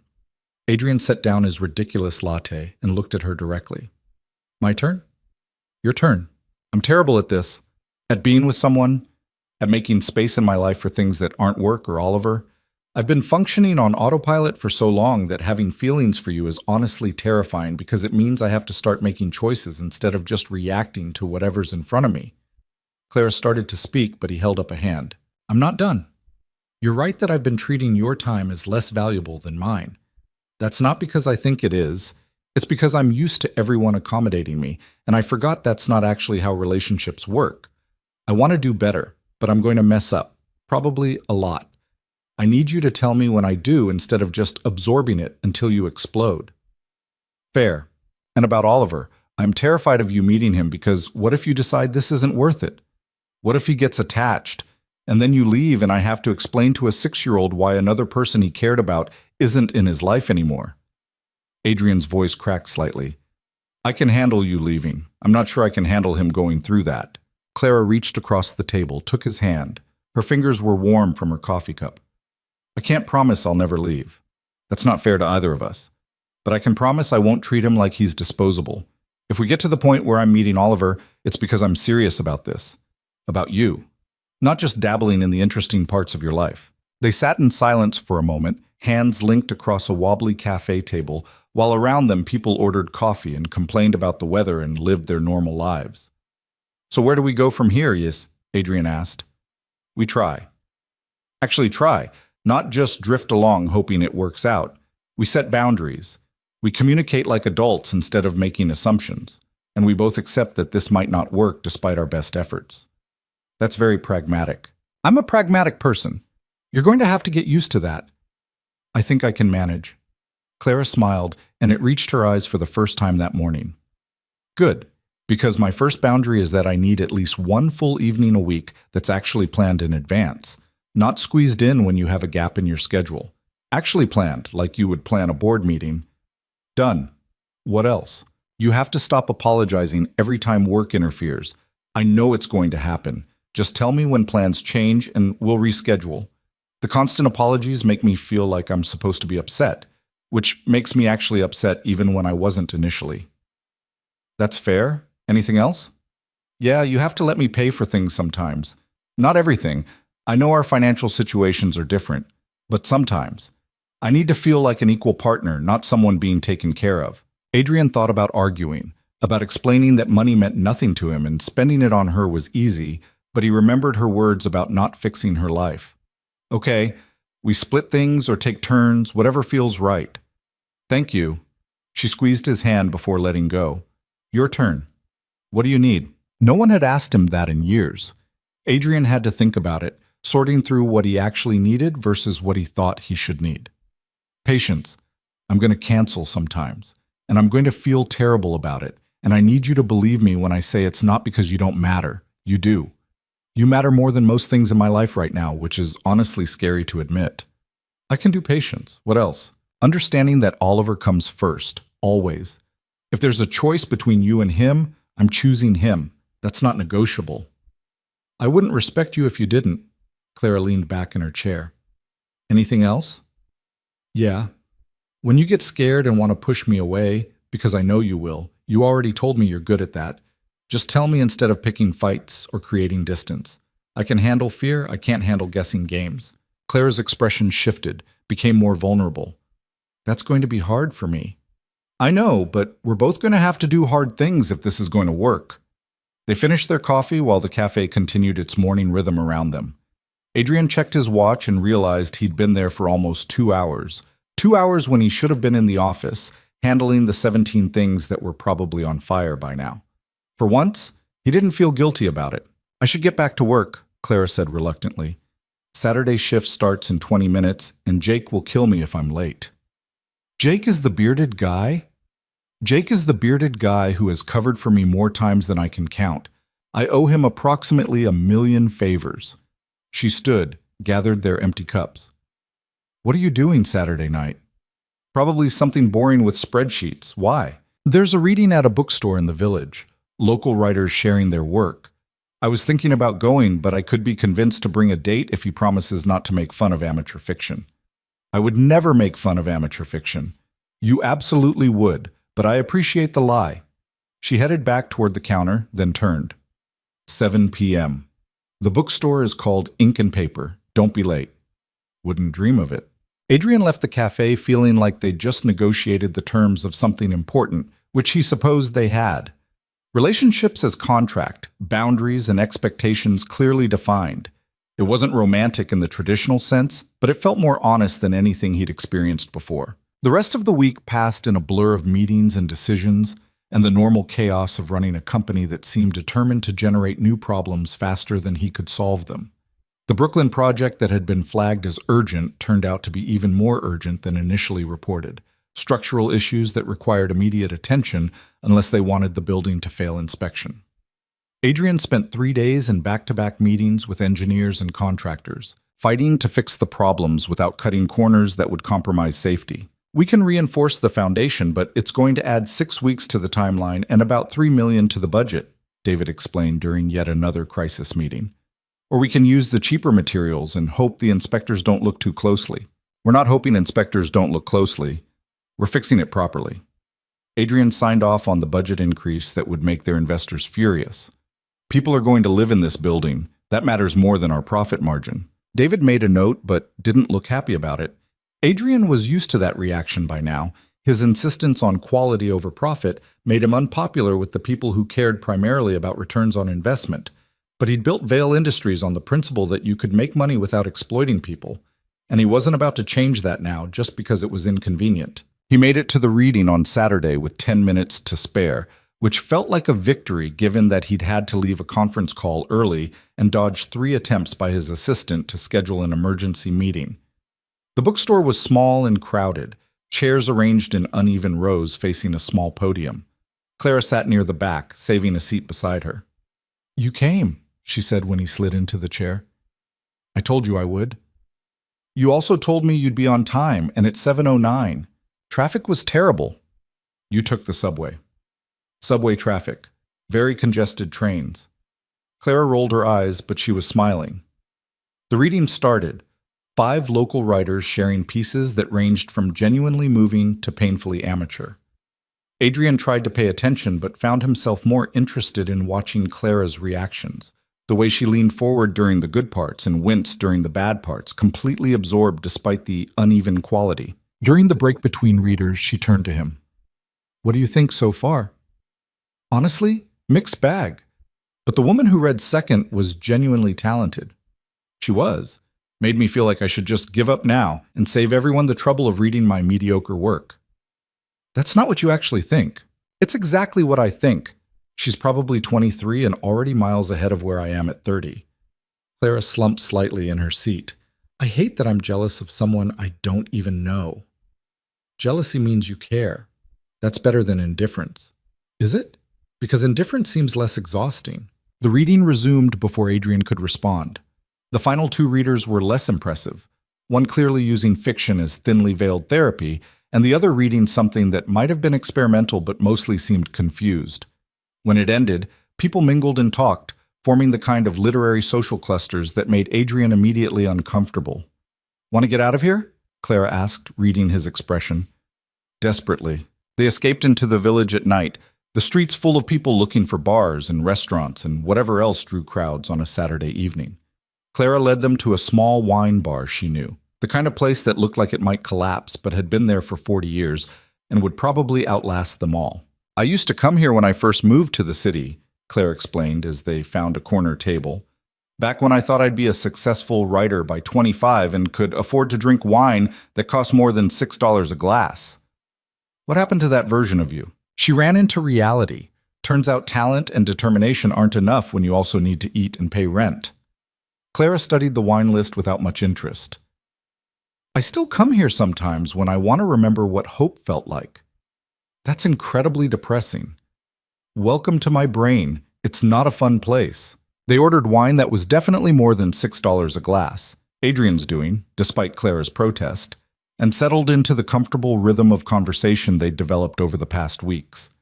Clara told him about a regular customer at the cafe who asked for a cappuccino with no foam every single day, apparently not understanding what a cappuccino was. Adrian told her about his board's reaction to the Brooklyn project budget increase and the 3-hour argument about whether safety standards were negotiable. They wanted you to compromise on safety? Clara looked genuinely horrified. Not in those words, but yes, essentially. Profit over people, dressed up in corporate language about market realities and shareholder value. What did you tell them? That they could either approve the budget or find a new CEO. I'm not building death traps just to save money. Adrian took a sip of wine.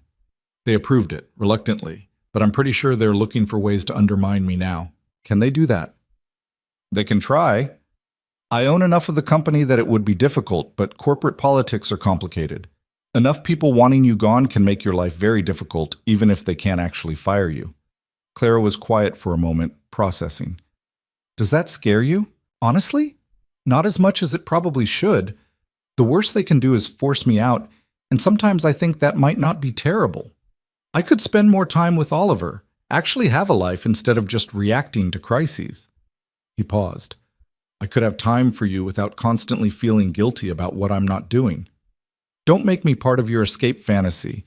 If you want to quit, quit. But don't do it because of some relationship that's barely a month old. I'm not saying I'd quit. I'm saying that the idea doesn't terrify me the way it probably should, and that's new. Adrian met her eyes across the table. You've changed something in me, made me question whether success is actually worth what I've been sacrificing for it. That sounds like a lot of pressure to put on someone you're still getting to know. It is, but it's also true. They stayed at the wine bar until closing, talking about everything and nothing. Clara's attempts to write something meaningful, Adrian's complicated relationship with his father's legacy, the specific loneliness of living in a city full of millions of people who didn't know you existed. When they finally left, stumbling slightly from wine and exhaustion, Clara let Adrian walk her to the subway. I had a good time tonight, she said when they reached the station entrance. Even the painful amateur fiction parts. Me too. We should do this again. The planned in advance version, not the hope our schedules align version. Next Saturday, there's a gallery opening in Chelsea I was thinking about going to. Probably terrible art, but free wine. Terrible art and free wine sounds perfect. Adrian hesitated, then said, Can I ask you something? Sure. Do you think this can actually work? Us, I mean, given all the complications and the obstacles and the fundamental differences in our lives?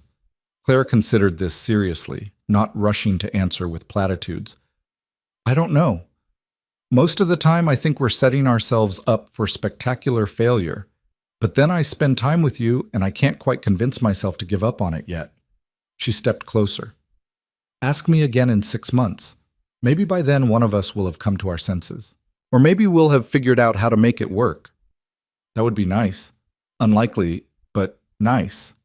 She kissed him then, brief, soft, full of promise and uncertainty in equal measure. Then she disappeared down the subway stairs, leaving Adrian standing on a Manhattan street corner feeling like he'd just made either the best or worst decision of his life. Possibly both. The text came at 1:47 a.m., pulling Adrian from sleep he'd just barely fallen into. He grabbed his phone, expecting work crisis or family emergency, and found instead a message from Clara. Can't sleep. Keep thinking about all the ways this is going to fall apart and trying to convince myself to end it now before it gets worse. Then I remember the way you listened to those terrible readings without complaining, and I think maybe I'm wrong. Maybe this is worth the risk.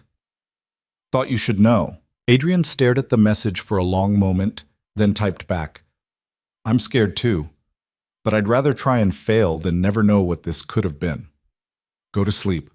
We'll figure it out. The response came quickly. Easy for you to say. You're not the one who's going to get hurt when reality sets in. You think I won't get hurt? I think you'll recover faster. People always do when they have other things that matter more. Adrian sat up in bed, suddenly wide awake and frustrated. He called instead of texting, and Clara answered on the second ring. "It's almost 2 in the morning," she said by way of greeting. "I know, but I'm not doing this through text messages." He took a breath. "You keep assuming you're disposable to me. That because I have money and a company and Oliver, you're just this temporary thing I'll forget about when it gets inconvenient. But you're wrong." "Am I?" "Yes. You're the first person in years who's made me feel like myself instead of just the role I play. You're the reason I started questioning whether the life I've built is actually the life I want. That's not nothing, Clara. That's not something I'm going to just forget about when things get hard." Silence on the other end. Then quietly, "I don't know how to believe that." "I know, but I'm going to keep saying it until you do." Adrian lay back against his pillows. "You asked me earlier if I thought this could work. The truth is, I have no idea. Maybe we're completely incompatible and this ends in disaster, but I know I want to try. Actually try, not just drift along hoping for the best. That has to count for something." "It does." Claire's voice was softer now, less defensive. "I'm sorry. I get in my own head and spiral and assume the worst. I know, that's allowed. But talk to me when it happens instead of sending cryptic texts in the middle of the night." These weren't cryptic, they were pretty direct. Fair point. Still, talking is better. They stayed on the phone for another hour, voices getting quieter as exhaustion set in. Clara told him about the novel she kept starting and abandoning, about the fear that she'd never be good enough to say anything that mattered. Adrian told her about the impossible standards he set for himself, about the constant anxiety that he was failing Oliver despite all his efforts. By the time they finally hung up, it was past 3 and Adrian had to be up in 2 hours, but he felt more settled than he had in days. Things were complicated, things were difficult. But for the first time in years, Adrian felt like he was moving towards something instead of just away from pain. That had to mean something, even if he had no idea where it was leading. The crash came 3 weeks later at an art exhibit in Soho, which was ironic because the evening had started with such promise. Adrian had actually cleared his schedule properly this time, rescheduled 2 meetings, delegated a site inspection to David, and left the office at 4 p.m. like a person with boundaries. Clara had gotten the night off by switching shifts with Jake, who'd given her significant grief about it until she'd agreed to cover his Saturday morning shift for the next month. They met at the gallery at 6, both slightly breathless from rushing but proud of themselves for actually making it happen. The exhibit was exactly the kind of pretentious contemporary art that made Adrian want to laugh.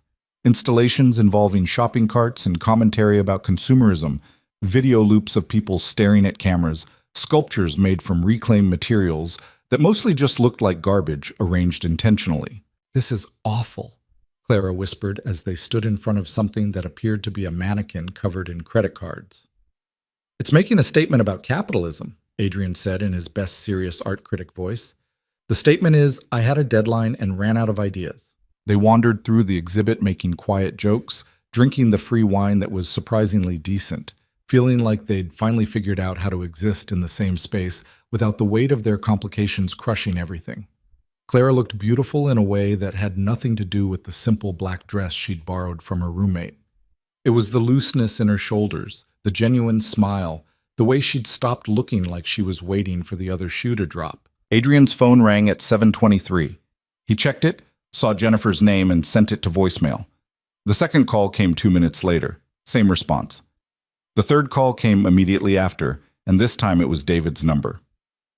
"I should take this," Adrian said, already feeling the evening starting to slip away. "It's my operations manager. He doesn't call unless something's actually wrong." Clara's expression shifted. Not angry, just resigned. "Go ahead." Adrian stepped into the gallery's lobby, answered. "David, this better be important. We have a problem. A big one. That Brooklyn project, the one we just spent $3 million fixing, turns out the contractor we hired for the foundation work cut corners anyway. The inspection is scheduled for Monday, and we're going to fail spectacularly unless we can fix it this weekend." Adrian felt something cold settle in his stomach. "How bad?" Bad enough that if we fail inspection, we're looking at a full stop work order, which means delays, penalties, potential lawsuits from the investors, and our reputation taking a massive hit. David's voice was tight. I need you to come to the site now. We have to make decisions about how to handle this before the crews arrive tomorrow morning. Now? It's Saturday night. I know what night it is, Adrian, but this can't wait. We're talking about a project that could sink the company if we screw it up. Adrian looked back through the gallery doors at Clara, who was pretending to study a particularly ugly sculpture while obviously waiting for him to return. They'd made plans for after the exhibit, dinner at a restaurant she'd been wanting to try, maybe a walk through Washington Square Park if the weather held. An actual full evening together, the kind they'd been promising each other for weeks. Give me 20 minutes, Adrian said. I'll meet you there. He hung up and walked back to Clara, already seeing her expression change as she read his face. You have to go, she said before he could speak. There's a crisis with the Brooklyn project, the one I've been fighting about for weeks. If I don't handle this now, it could seriously damage the company. I understand. But her voice had that carefully neutral tone that meant she absolutely didn't understand, or worse, understood completely and was tired of understanding. Clara, no, really, it's fine. You have responsibilities. Go handle them. She set down her wine glass with deliberate care. I'll just head home. Come with me, to the site. It won't be interesting, but at least we'd be together. You want me to stand around a construction site watching you have meetings? That sounds terrible. It would be terrible. But the alternative is ending our evening at 7:30, and I don't want to do that. Clara studied his face, and Adrian could see her working through the math. How many times had this happened now? How many canceled plans, interrupted dates, moments where his life had taken precedence over hers? He'd lost count, but apparently she hadn't. Just go, she said finally. I'm tired anyway. We'll reschedule. When? I don't know, Adrian. When you have time. That's how this works, right? I accommodate your schedule because your schedule matters more than mine. That's not fair. Maybe not, but it's true. She grabbed her jacket from the coat check. Text me later, or don't. Whatever makes sense for your crisis timeline. She left before he could respond, pushing through the gallery doors into the Soho evening while Adrian stood frozen in the lobby holding a wine glass he didn't remember picking up. He should have followed her, should have chosen her over the project for once, should have told David to handle it himself because surely Adrian wasn't the only person capable of making decisions. But he didn't. He set down the wine glass, headed to Brooklyn, and spent the next 6 hours in a construction trailer arguing with David and the contractor about how to fix foundation work that never should have needed fixing in the first place. By the time solutions were found and plans were made and the crisis was downgraded from catastrophic to merely terrible, it was past 1 a.m. and Adrian felt like he'd been awake for days. He texted Clara from the car service taking him home. I'm sorry. You were right to be angry. I shouldn't have gone. The response came 20 minutes later.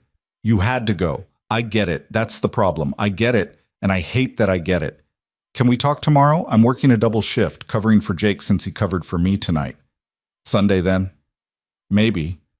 I need some time to think. Adrian stared at that last message for a long time, understanding what she wasn't saying.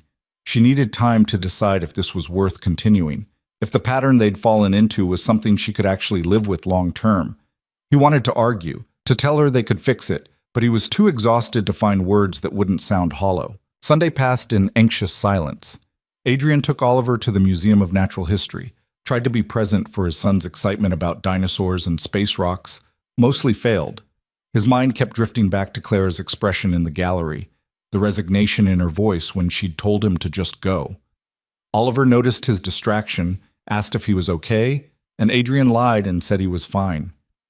You seem sad, Oliver observed with the brutal honesty of 6-year-olds. Is it because of work? Something like that, buddy. You're always sad about work. Maybe you should get a different job. It's not that simple. Why not? Adrian had no good answer for that.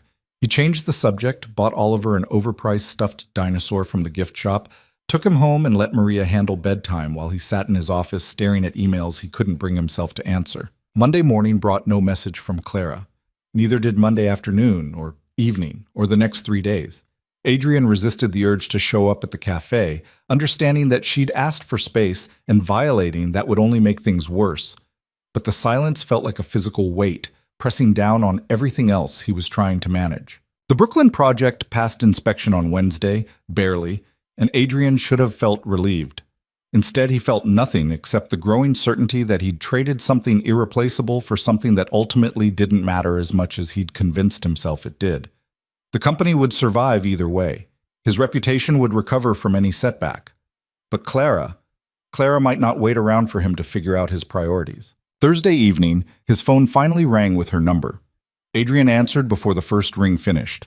"Hi," Clara said, and her voice sounded tired in a way that had nothing to do with physical exhaustion. "Hi, how are you?" "Confused, mostly. Can we meet? Actually talk instead of texting around the issue?" "Of course. When?" "Now. I just got off shift. I'm still at the cafe." Adrian checked his watch. 6:47 p.m. He had a dinner with potential investors at 8. The kind of thing Jennifer had emphasized was non-negotiable. He looked at his calendar, at the carefully constructed schedule that governed his entire life, and made a decision. "I'll be there in 30 minutes. He called Jennifer on the way to the subway, told her to cancel the investor dinner, ignored her protests about how difficult it had been to schedule and how unprofessional canceling would look. For once, something else mattered more. He'd figure out the consequences later. Clara was waiting outside Corner Grind when he arrived, sitting on the curb with a coffee cup, and looking small in a way that made Adrian's chest hurt. He sat down beside her without asking, their shoulders touching. "You came," she said. "You called." "Of course I came." "You had that dinner thing. Jennifer mentioned it when she called the cafe yesterday looking for you." "I canceled it." Clara turned to look at him fully. "You canceled an investor dinner? For me? For us? For this conversation? Because apparently I needed a crisis to figure out that some things are more important than maintaining my perfect professional reputation." Adrian took a breath. "You asked for time to think. What did you decide?" "That I'm not strong enough to do this." Clara's voice cracked slightly. "I want to be. I want to be the cool, understanding girlfriend who doesn't mind that her boyfriend's entire life takes precedence over their relationship. But I can't. Every time you choose work over me, it feels like confirmation that I was right all along, that I don't actually matter enough to prioritize." "That's not true." "Isn't it? Saturday night you left me standing in a gallery so you could fix a foundation problem, which was probably the right call. I'm not saying it wasn't, but it hurt anyway, and I'm tired of pretending it doesn't hurt." Adrian wanted to defend himself, to explain that the Brooklyn project wasn't just about money, but about housing for families who needed it, that his decisions affected real people's lives. But he realized that would just prove her point, that even now he was prioritizing the abstract concept of his work over the actual person sitting beside him. "You're right," he said instead. "I've been treating you like you're supposed to understand and accept that my life is non-negotiable and yours is flexible. That's not fair, and it's not sustainable, and I don't blame you for being done with it." Clara wiped at her eyes with the back of her hand. "I'm not done. That's the problem. I should be done. Any reasonable person would be done. But I'm not, and I hate that I'm not, because staying means accepting that I'm always going to be second place." "What if you didn't have to be?" "What does that even mean, Adrian? You can't change who you are or what your life requires. And I can't change the fact that I need to matter to someone, actually matter, not just fit into the gaps of their schedule." Adrian had been thinking about this for days, turning it over in his mind during meetings and sleepless nights, and the quiet moments when Oliver was asleep, and he had nothing to distract him from the truth. He'd been approaching this all wrong from the beginning, trying to add Clara to his existing life instead of building something new that actually had room for both of them. "What if I stepped back from Vale Industries?" The words came out before he'd fully formed the thought, but once they were out there, he realized he meant them. "Not completely. I'd still be involved, still make the major decisions, but day-to-day operations, the constant crisis management, the meetings that eat my entire life, what if I hired someone to handle that?" Clara stared at him. "You can't be serious." "I'm completely serious. I've been thinking about it anyway. The company doesn't actually need me micromanaging everything. It needs someone who's willing to do that, and I'm not that person anymore. Maybe I never was." He turned to face her fully. "I built Vale Industries because I thought that's what I was supposed to do. Prove I deserve my father's legacy, make something that mattered, all of that. But somewhere along the way, it became the only thing I cared about besides Oliver. And that's not enough anymore." You're talking about restructuring your entire life for a relationship that's barely 2 months old and might not even work out. I'm talking about restructuring my life for me because I'm tired of living like every minute is scheduled and every deviation is a crisis. Because I want space to figure out who I actually am when I'm not performing the role of CEO. Because Oliver deserves a father who's present, not just physically around. Adrian reached for her hand. And yes, because I want a relationship with you that isn't constantly fighting against my schedule. But even if this doesn't work out, I'd still make the change. You've just made me realize it needs to happen. Clara was quiet for a long time, processing. When she finally spoke, her voice was careful. That's a lot of pressure to put on this. On us. I know. But I'm not asking you to be responsible for my choices. I'm asking you to believe that I'm capable of making them for the right reasons. What if you resent me later? When the excitement wears off and you realize you gave up something important for something that didn't last? Then I deal with that. But Clara, the thing I'd be giving up is killing me anyway. Slowly, quietly, in ways I didn't even notice until you showed up and reminded me what it feels like to actually be alive instead of just functional. He squeezed her hand. I'm not asking you to save me. I'm asking you to let me save myself while also making room for you. This is insane, Clara said, but she was smiling slightly. You're talking about upending your entire professional life because of a fight with your girlfriend. I'm talking about finally admitting that success isn't worth the cost I've been paying for it. Adrian pulled her closer. And you're not just my girlfriend. You're the person who saw through all my defenses and didn't run away when you realized how much of a mess I actually am. You're not a mess. I'm absolutely a mess. I'm just a mess with excellent PR and a good accountant. Clara laughed despite herself, and Adrian felt some of the tension between them ease. They sat on the curb outside her cafe while Brooklyn moved around them. People heading home from work, kids playing on the corner, the familiar rhythm of a neighborhood settling into evening. I need you to understand something, Clara said after a while. If you make these changes and we still don't work out, that's on both of us, not just me. I won't be responsible for you regretting your choices.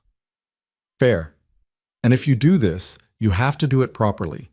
Actually delegate, actually step back, actually give yourself the space you're talking about. Not just rearrange your schedule and call it change while still micromanaging everything from a different location. I can do that. Can you, though? Because from what I've seen, you're not great at letting go of control. Adrian thought about that honestly. She was right. His entire professional identity was built on being the person who made decisions, who carried responsibility, who fixed problems. Letting other people handle that would require trust he wasn't sure he'd developed yet. I'll have to learn, he admitted. It won't be easy, and I'll probably mess it up initially, but I want to try. Clara studied his face like she was looking for the crack in his certainty. Why? Why now? Why me? Why any of this? Because Oliver asked me last Sunday why I'm always sad about work. And I didn't have a good answer because I spent 6 hours Saturday night fixing a problem that could have been fixed by 10 other people while you went home alone. Because I'm 32 years old and I can't remember the last time I made a choice based on what I actually wanted instead of what I thought I should want. He met her eyes. And because losing you would hurt more than losing Vale Industries, and that tells me something important about my priorities. That's terrifyingly honest. You asked for honesty. I did. Doesn't make it less terrifying. Clara leaned her head against his shoulder. If we do this, if you actually make these changes and we actually try to build something real, it's going to be hard. Not just the logistics, but emotionally. We're both going to have to be vulnerable in ways that scare us. I know. And we might fail anyway. We might do everything right and still realize we're not compatible in the ways that matter. That's possible. So why risk it? Adrian thought about how to answer that, sorting through all the reasons he could give, the connection they'd built, the way she made him feel seen, the specific comfort of her presence. But what he said was simpler, because not risking it feels worse. Clara lifted her head to look at him. Okay, let's try. Actually try, not just drift along hoping for the best. You make your changes. I work on not sabotaging things when I get scared. We both accept that this might crash and burn despite our best efforts. That's very pragmatic. I'm a pragmatic person. You're going to have to get used to that. I think I can manage. They sat together as the evening darkened around them, not talking, just existing in the same space without the weight of all their complications pressing down quite so hard. Adrian's phone buzzed multiple times. Jennifer probably, or David, or any number of people who needed him to make decisions, or solve problems, or be the version of himself that ran a company. For once, he ignored it. I should get home, Clara said eventually. Early shift tomorrow. Can I walk you? To Crown Heights? That's 40 blocks out of your way. I don't care about the direction. They walked together through Brooklyn at night, retracing the route they'd taken weeks ago when everything had still been new and theoretical. This time felt different, heavier with commitment, lighter with honesty. Claire told him about a regular customer who'd left a $20 tip that morning with a note saying her coffee had saved his life, which was probably hyperbole but had made her day anyway. Adrian told her about Oliver's latest obsession with black holes and whether people could survive falling into one. What did you tell him? Claire asked. That physics says no, but imagination says maybe. And sometimes imagination is more important than physics. That's very philosophical for a 6-year-old. He didn't understand most of it, but he liked the idea that rules could be broken if you thought about them differently. Adrian paused. Kind of like what I'm doing with the company, I guess. Everyone says I have to be CEO full-time or step away completely. I'm trying to figure out if there's a third option. What does that look like? I'm not sure yet. Maybe bringing in a COO to handle daily operations while I focus on the big picture stuff. The projects I actually care about. The decisions that align with why I started doing this in the first place. Keep the parts that matter. Delegate the parts that don't. That sounds reasonable. It sounds terrifying, but most good decisions do. They reached Clara's building and stood outside like they had that first night, the city noise filling the silence between them. Clara pulled out her keys, then turned back to Adrian. There's something I need to say before you make any major life changes. Okay. I wrote something, a story. Actually finished it for the first time in 3 years. She was looking at her keys instead of at him. It's about a woman who's afraid of wanting things because wanting things means admitting you don't have them, and about learning that vulnerability isn't the same as weakness. Can I read it? Eventually. Maybe. If I don't chicken out and delete it first. Clara finally met his eyes. My point is that you're not the only one making changes. I'm trying too. To be braver, to want things out loud, to stop protecting myself so much that I miss out on everything good. That's the scariest thing you've said all night. I know, but you're doing scary things, so I figured I should match you. Adrian kissed her then, soft and careful, and full of the kind of promise that came from actually trying instead of just hoping. When they pulled apart, Clara was smiling. Go home, she said. Call your lawyer or your board or whoever you need to call to start making this happen. I'll be here when you're ready. You're sure? No, but I'm trying anyway. That has to count for something. Adrian walked home feeling lighter than he had in months, despite the fact that he was about to upend his entire professional life based on a conversation on a curb outside a Brooklyn cafe. His phone had 17 missed calls and 32 unread emails by the time he got back to his apartment. He ignored them all, poured himself a whiskey, and sat in his office thinking about what came next. The first call he made was to his attorney, who was predictably horrified by the idea of Adrian stepping back from day-to-day operations without a clear succession plan. The second call was to his most trusted board member, who was slightly less horrified but still concerned about investor reactions. The third call was to Maria, who listened to everything and then said simply, "It's about time." "You think I'm doing the right thing?"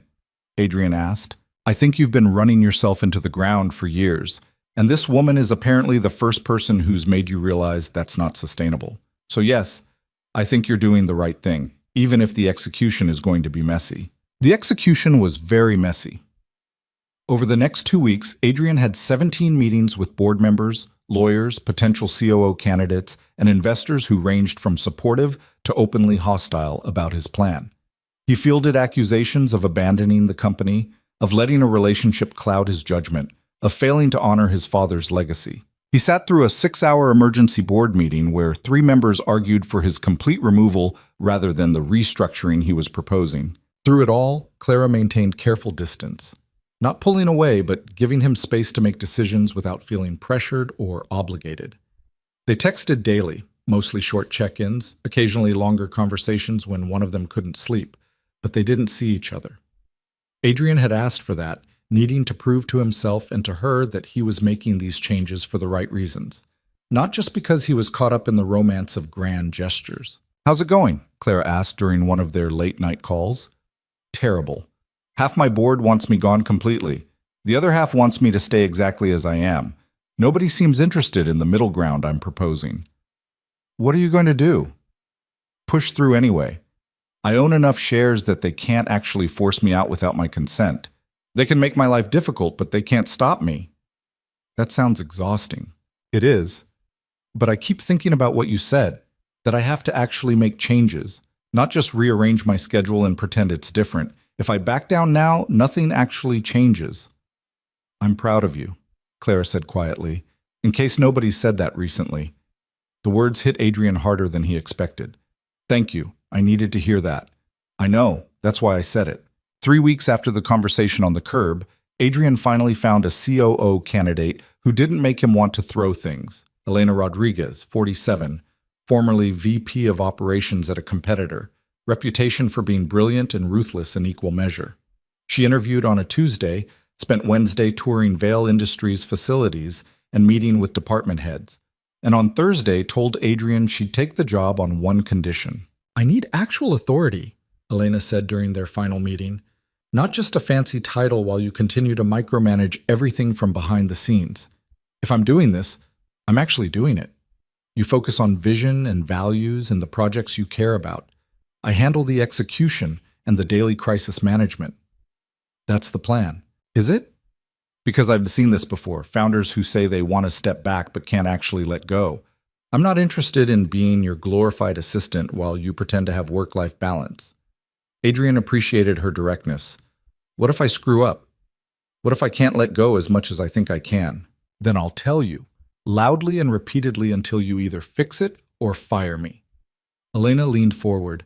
"Look, I've read about you, the projects you've built, the standards you maintain, the reputation you've earned. That doesn't happen by accident, but it also doesn't happen without cost, and I'm guessing you're finally realizing the cost is too high." "Something like that. So let me carry some of it. I'm good at this. Better than good. Give me 6 months and Vail Industries will run smoother than it has in years. You'll wonder why you didn't do this sooner." "When can you start?" 2 weeks. I need to finish things at my current company properly. Professional courtesy." They shook hands, worked out the details with HR and legal, and by Friday afternoon, Adrian had restructured his entire professional life in a way that would have seemed impossible a month ago. He called Clara from his office, suddenly nervous in a way that had nothing to do with corporate politics. "It's done," he said when she answered.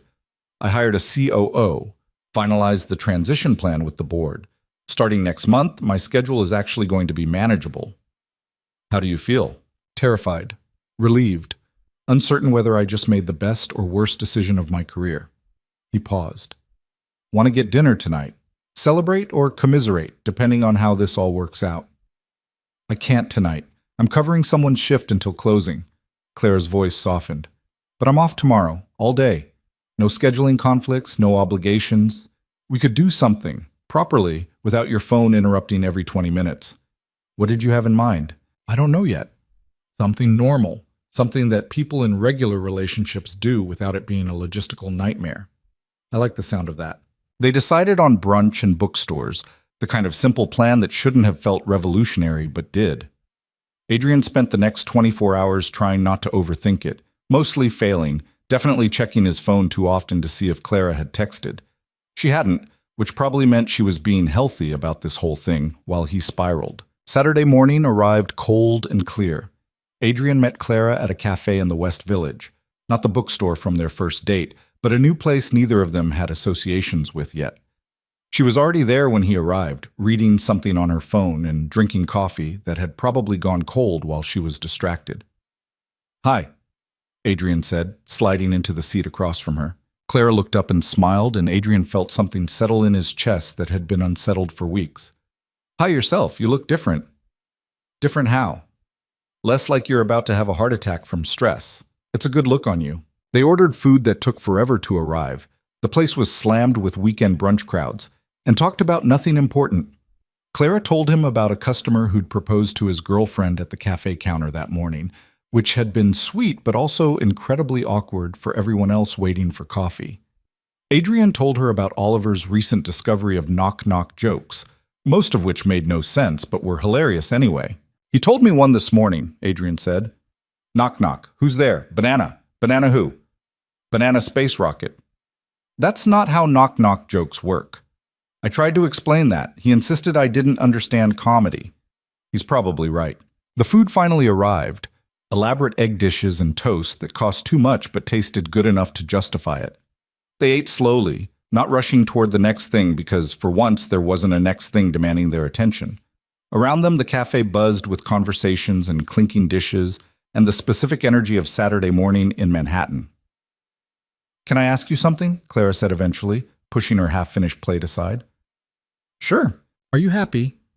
With the changes, with how things are going, with all of it? Adrian considered the question honestly. I'm not sure yet. Ask me in 6 months when I've actually figured out how to not micromanage everything. But I feel better than I have in years, so that's probably a good sign. Good. Clara reached across the table, took his hand. Because I need you to be doing this for yourself, not for me. I can handle being the catalyst, but I can't handle being the reason. I know, and you're not. You're just the person who made me realize I was allowed to want something different. They spent the rest of the day exactly as planned, wandering through bookstores, reading passages to each other, arguing about poetry and whether experimental fiction was brave or pretentious. At some point, the conversation drifted to more serious territory, to what came next for both of them, to the question of whether they were building toward something or just enjoying the moment. I want to meet Oliver, Clara said suddenly. They were in the poetry section of the third bookstore, surrounded by verses about love and loss and everything in between. Not today. I'm not ready for that today. But eventually, if this is going somewhere, I should meet him. Adrian felt his throat tighten. Are you sure? No, I'm terrified, actually. What if he hates me? What if I'm terrible with kids? What if I say something wrong and mess him up for life? He won't hate you, and you won't mess him up. He's pretty resilient. When you're ready, then. No rush, just eventually. Eventually sounds good. They left the bookstore as evening started settling in, the city shifting into its nighttime rhythm. Clara suggested they walk instead of taking the subway, and Adrian agreed despite the distance. They moved through Manhattan holding hands, not talking much, just existing together in a way that felt comfortable instead of complicated. At some point it started raining, light at first, then heavier, the kind of rain that soaked through clothes and made everything smell like wet pavement. They should have ducked into a building or hailed a cab, but instead they kept walking, laughing at the absurdity of it, letting the rain turn them into drowned versions of themselves. This is ridiculous, Clara shouted over the downpour. Completely ridiculous, Adrian agreed. We should find shelter. Probably, but neither of them stopped walking, and by the time they finally did find a bodega awning to huddle under, they were both soaked through and grinning like idiots. Clara's hair hung in wet strands around her face. Adrian's expensive shirt was plastered to his chest. They looked at each other and started laughing, the kind of laughter that came from relief and joy and the specific absurdity of choosing to stay in the rain when shelter was available. We're disasters, Clara said when she could breathe again. The best kind of disasters. She kissed him then, rain-soaked and shivering, and Adrian thought that maybe this was what happiness felt like when you weren't trying to schedule it or control it or make it fit into the narrow parameters of a life that didn't have room for spontaneity. Maybe happiness was just this, standing under a bodega awning in the rain with someone who saw all your mess and chose you anyway. I love you, Adrian said before he could stop himself. Clara pulled back slightly, eyes wide. What? I love you. I probably shouldn't say that yet. It's too soon, too much pressure, too... I love you too, Clara interrupted, which is terrifying and probably stupid, but apparently true anyway. They stood there in the rain, dripping and ridiculous and in love, while around them New York continued its relentless motion. Nothing was solved. All their complications still existed. Adrian still had a company to manage and a son to raise. Clara still had a cafe job and writing dreams and a fifth-floor walk-up. But for the first time since they'd met, none of that felt insurmountable. It just felt like life. Messy, complicated, beautiful life that they were choosing to build together despite all the very good reasons not to. And that was enough. The rain had stopped by the time they made it back to Adrian's apartment, but they were still dripping water across his marble floors when Maria opened the door and took one look at them before bursting into laughter. "You both look like drowned cats," she said, already moving toward the linen closet for towels. "Oliver's asleep, thank goodness. He'd have a million questions about why grown adults don't know to come inside when it rains." "We knew," Clara said, accepting a towel and wrapping it around her shoulders. "We just didn't care." Maria's expression softened as she looked between them, and Adrian saw the exact moment she understood what had shifted. "I'll make tea. You two should change before you catch pneumonia, and I have to explain to a 6-year-old why his father is sick from being romantic." Adrian led Clara to his bedroom, gave her one of his shirts and a pair of sweatpants that would be too big, but at least dry. She changed in the bathroom while he changed in the bedroom, both of them moving with the careful awareness of people who'd said, "I love you" in the rain, and were now trying to figure out what that meant in practical terms. When Clara emerged, swimming in his clothes, hair still damp and falling around her shoulders, Adrian felt something crack open in his chest that had nothing to do with desire and everything to do with the specific intimacy of seeing someone comfortable in your space. "This is weird," Clara said, tugging at the oversized shirt. "Good weird, but weird. We can be weird together." They joined Maria in the kitchen, where she'd made tea and was pretending not to study them with the keen interest of someone who'd been watching Adrian navigate single fatherhood for 4 years and was cautiously optimistic about this development. "So," Maria said, sliding cups toward them, "are you two going to tell me what happened, or am I supposed to pretend I don't notice you both looking like you just figured out something important?" Adrian glanced at Clara, who shrugged. "Your call." He took a breath. "I told her I loved her. She said it back. We're apparently doing this for real." "It's about time," Maria said, with the casual certainty of someone who'd seen this coming from the beginning. "When does she meet Oliver?" "We haven't discussed that yet," Clara said quickly. "It's probably too soon. It's exactly the right time. Any later, and you risk him feeling like you've been hiding things from him. Any earlier, and it would have been before you both knew this was serious." Maria sipped her tea. "Tomorrow's Sunday. Oliver has a soccer thing in the morning, but the afternoon is free. You could come for lunch. Nothing formal, just see how it goes." Adrian watched Clara's face cycle through panic and consideration. "That's fast," he said, giving her an out if she wanted it. "Fast is probably better than overthinking it until I convince myself I'll be terrible at this." Clara turned to Maria. "What if he hates me?" "He won't. He's 6. His criteria for liking people is whether they're willing to talk about space and laugh at his jokes." Maria stood, rinsed her cup in the sink. "But if you need more time, take it. Adrian's waited 4 years to introduce someone to his son. He can wait a little longer." Clara looked at Adrian, something vulnerable in her expression. "What do you think?" "I think Maria's right that there's never going to be a perfect time, but I also think you should only do this if you feel ready. There's no pressure." "That's a lie. There's tons of pressure. Meeting your boyfriend's kid is basically the most pressure that exists in a relationship." But Clara was smiling slightly when she said it. "Okay, tomorrow, lunch. I'll try not to completely mess it up." "You won't mess it up," Maria said with confidence that Adrian wished he shared. "Just be yourself. Kids can tell when adults are performing, and they hate it." After Maria left, Adrian and Clara sat together on the couch with their tea, both suddenly quiet as the reality of tomorrow settled over them. Outside, the city had gone quiet in that specific post-rain way, everything washed clean and temporarily peaceful. "I'm terrified," Clara admitted. "What if I say something wrong? What if he asks about his mom and I don't know how to answer? What if I'm just fundamentally not good with children?" "Then we'll figure it out, together." Adrian took her hand. "Oliver's pretty straightforward. If he doesn't like something, he'll tell you, usually loudly, but he's also more resilient than I give him credit for. He can handle meeting someone important to me." "Important," Clara repeated softly. "That's a lot of weight for one word." "It's true, though. You're important to me. He should know that." They talked until past midnight, Claire asking questions about Oliver's routines and interests and what topics to avoid, Adrian trying to reassure her while also being honest about the challenges. His son was smart, curious, occasionally difficult, and still processing his mother's death in ways that showed up at unexpected moments. There was no manual for introducing a new person into that equation. What did you tell him about his mom? Clara asked. The truth, as much as he could understand at 6. That she died in an accident, that it wasn't anyone's fault, that she loved him more than anything, that sometimes terrible things happen and we have to find ways to keep living anyway. Adrian's voice caught slightly.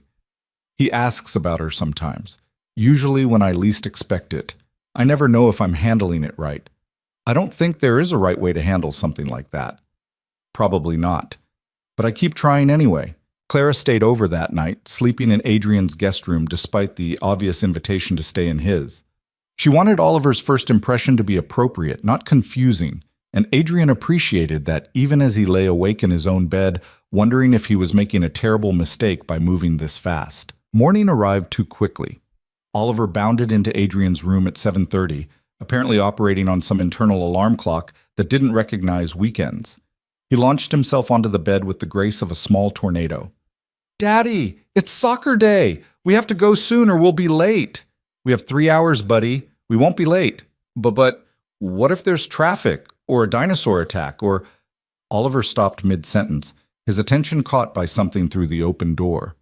Why is there a lady in the hallway? Adrian's stomach dropped.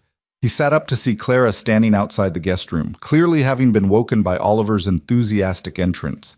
She wore the same borrowed clothes from last night and looked absolutely panicked. That's Clara, Adrian said, keeping his voice casual. She's my friend. She came over last night and it got late, so she stayed in the guest room. Oliver studied Clara with the intense scrutiny only children could manage. Do you like space? Clara blinked, clearly not expecting that to be the first question. Yes? I think space is interesting. Do you know what a black hole is? It's a place where gravity is so strong that nothing can escape, not even light. Oliver's eyes widened. Daddy, she knows about black holes. Can she come to my soccer game? Adrian looked at Clara, whose expression had shifted from panic to something like cautious hope. Do you want to come to a soccer game for 6-year-olds? Fair warning, it's mostly chaos and very little actual soccer. I would love to come to a soccer game for 6-year-olds. Okay, Oliver jumped off the bed, already moving at top speed toward his room.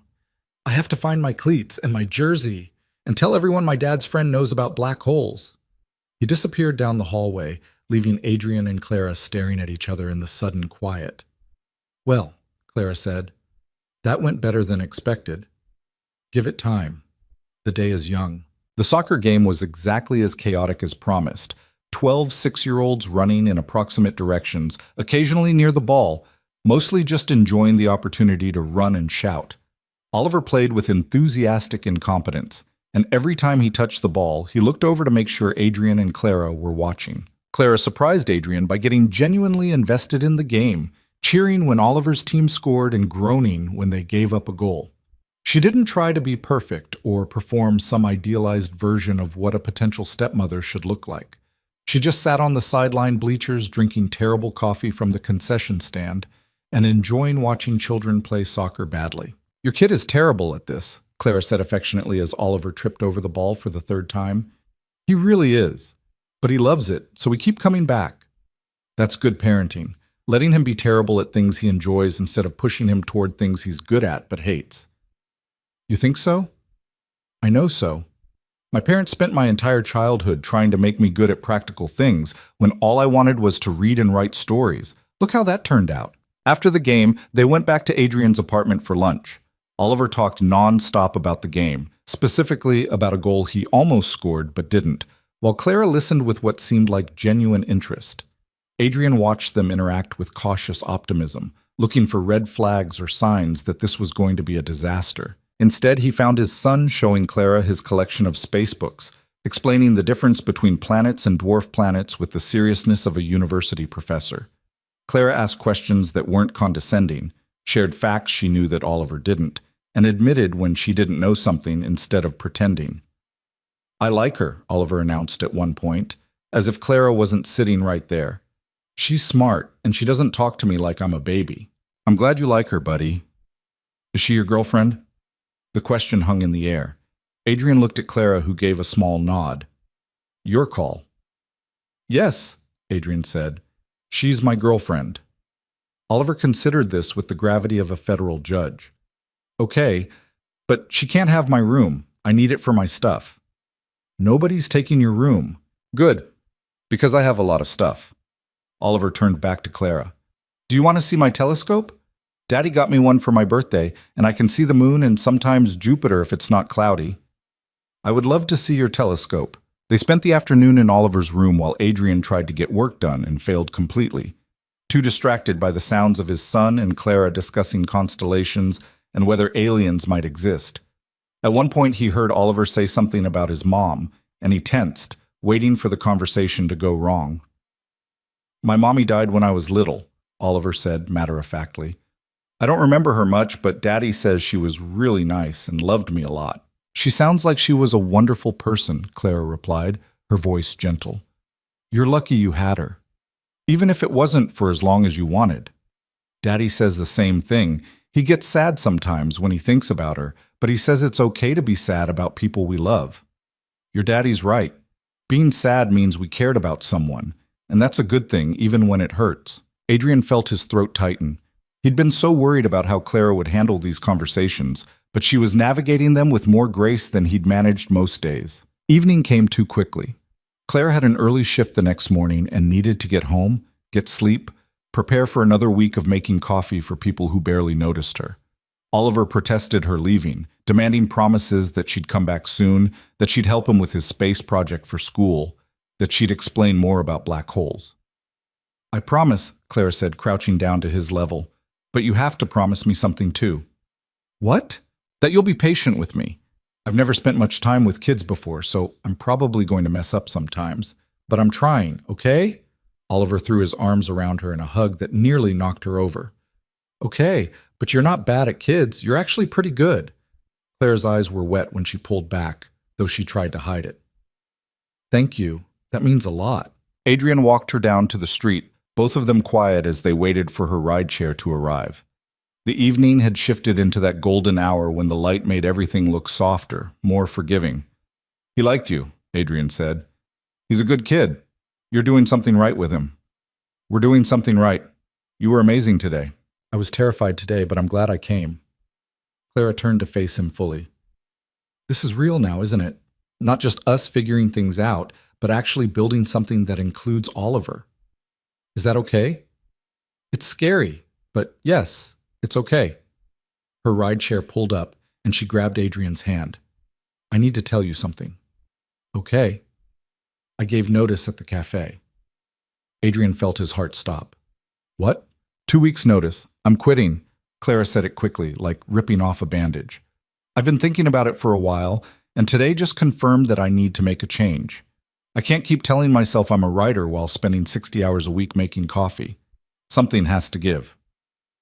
What are you going to do? I don't know yet. Maybe freelance editing while I actually finish my novel. Maybe find a different job that doesn't eat my entire life. Maybe fail spectacularly and end up back at another cafe in 6 months. She squeezed his hand. But I need to try. You restructured your entire career to make space for the things that actually matter. I should do the same. That's terrifying. Completely terrifying, but also necessary.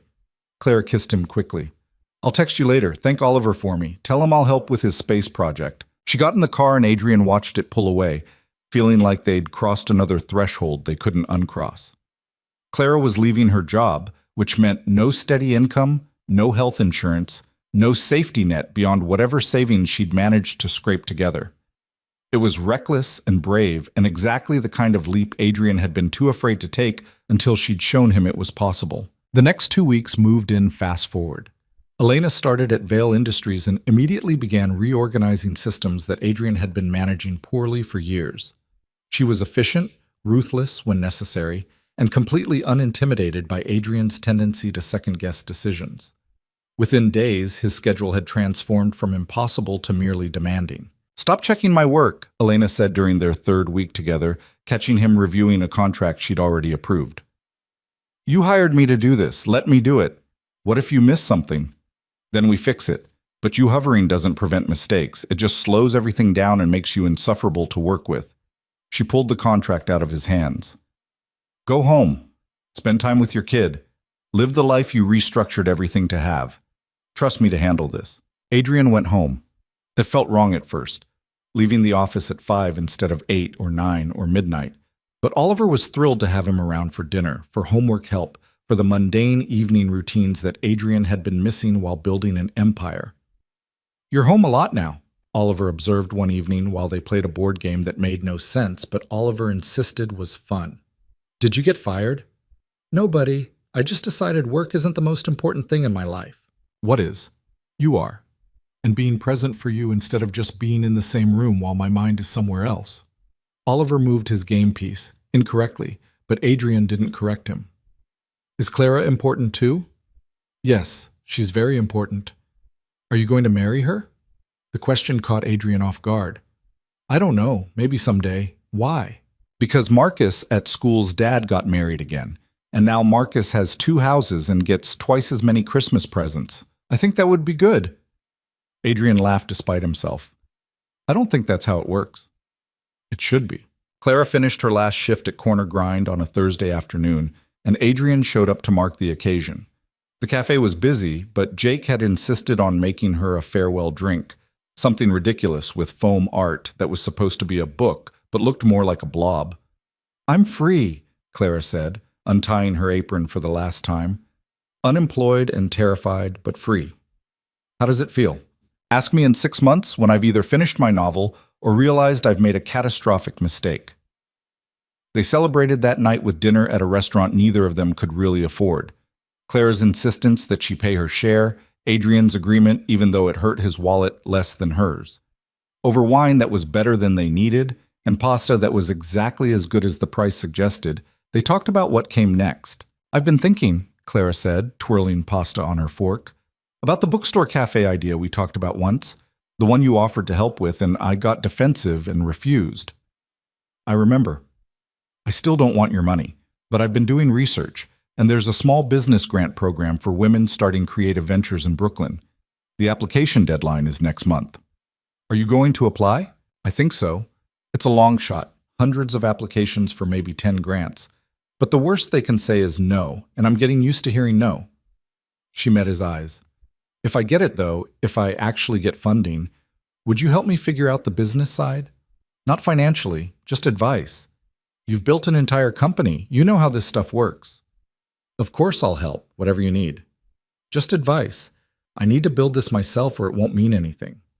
"I understand." Clara submitted her application on a Tuesday afternoon, sitting at Adrian's dining room table while Oliver did homework beside her and Adrian reviewed financial reports that Elena had insisted he still needed to see quarterly. It felt remarkably domestic, the 3 of them existing in the same space while doing completely different things. "Done," Clara announced, hitting submit with a flourish. "Now I wait 6 weeks to find out if I'm wasting my time or actually onto something." "You're onto something," Oliver said without looking up from his math homework. "Your bookstore idea is good. Better than Daddy's buildings."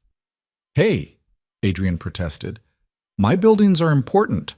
They're boring. Books are better." Clara laughed, and Adrian felt something warm settle in his chest at the sound. This was what he'd been restructuring his life for. Not grand gestures or dramatic changes, but quiet evenings where the people he loved existed together without needing anything to be perfect. The weeks passed in a new rhythm. Adrian worked reasonable hours, came home for dinner most nights, actually took weekends off to spend with Oliver and Clara. Elena ran Vale Industries with terrifying competence, calling him only when decisions needed his specific input. Clara wrote every morning, edited freelance projects in the afternoons to pay rent, and slowly built a life that looked less like survival and more like choice. They fought sometimes, usually about stupid things that masked deeper fears. Adrian struggled with not controlling every aspect of his company and occasionally took that frustration out on Clara. Clara struggled with feeling like she was falling behind while everyone else succeeded and sometimes pushed Adrian away when he tried to help. But they worked through it, learning to recognize their patterns and interrupt them before they escalated. "I'm being defensive again," Clara said during one argument about whether Adrian could introduce her to a publisher he knew. "I know you're trying to help, but it feels like you think I can't do this on my own." "I don't think that at all. I think you're incredibly capable and talented. I just want to make your path easier if I can." "I know, but easy isn't always better. Sometimes the struggle is what makes it mean something. Adrian thought about that, about his own journey with Vale Industries and how much the difficulty had shaped him. You're right. I'm sorry for trying to fix things that don't need fixing. And I'm sorry for being too proud to accept help when it's actually useful. Clara moved closer to him. We're both still figuring this out. We are, but we're figuring it out together, which seems important. The grant notification came on a gray Wednesday in March, 6 weeks and 3 days after Clara had submitted her application. Adrian was in a meeting with Elena when his phone buzzed with a text from Clara that was just a string of incomprehensible letters and exclamation points. He excused himself, called her back. What happened? I got it. Her voice was shaking. The grant. I actually got it. $50,000 to start a bookstore cafe in Brooklyn. Clara, that's incredible. I don't know what to do. I know what to do. Find a location, write a business plan, figure out licensing and permits and all of that. But I don't know how to do any of those things. Panic was starting to creep into her voice. What if I screw this up? What if I take this money and waste it because I have no idea what I'm doing? Then you'll learn. And I'll help you figure it out if you want. Not by doing it for you, just by being there while you do it. Can you get... You come over? I'm kind of freaking out. I'll be there in 20 minutes. He found her in her Crown Heights apartment, surrounded by printed articles about small business ownership and looking completely overwhelmed. Adrian sat beside her on the floor, sorting through the chaos while she explained her vision. A space that felt like a living room, with books you could buy and coffee you could actually afford, where writers could work and readers could linger, and community could happen naturally. It's ambitious, Adrian said after listening to her describe everything she wanted to create. Too ambitious? No, the right amount of ambitious. He pulled out his phone, started making notes. Okay, first step is finding a location. You need something in Brooklyn, probably Prospect Heights or Crown Heights based on your budget. Enough space for seating and shelves, good foot traffic, but not so expensive that rent eats all your profits. They spent the next 3 hours planning, Adrian asking questions that made Clara think through details she hadn't considered, Clara pushing back when his suggestions felt too corporate and not aligned with her vision. By the time they finished, Clara had a rough timeline and a list of next steps that felt manageable instead of impossible. Thank you, she said when Adrian finally had to leave for Oliver's school pickup, for helping without taking over. That's harder than it sounds. I'm learning. Slowly, but learning. Finding the right location took 6 weeks and involved looking at 17 different spaces that ranged from perfect but unaffordable to affordable but terrible. Clara nearly gave up twice, convinced that her vision was unrealistic and she should just put the grant money in savings and go back to making coffee for someone else. There has to be something, Adrian said after another disappointing viewing. The right space exists. We just haven't found it yet. Maybe this is the universe telling me I'm not ready. Or maybe this is the universe testing whether you actually want it enough to keep looking. The space they finally found was in Prospect Heights, tucked on a side street between a vintage clothing store and a yoga studio. It had been a used bookstore that closed during the pandemic, and the owner was willing to lease it cheap to someone who'd keep the original shelves and maintain the literary character of the space. Clara walked through it with tears in her eyes, running her hands over shelves that smelled like old paper and possibility. This is it. This is exactly what I imagined. You're sure? I've never been more sure of anything. The next 3 months were chaos. Permits and inspections, renovations that revealed problems that required more renovations, equipment purchases and inventory decisions, and the thousand small details that transformed an empty space into something real.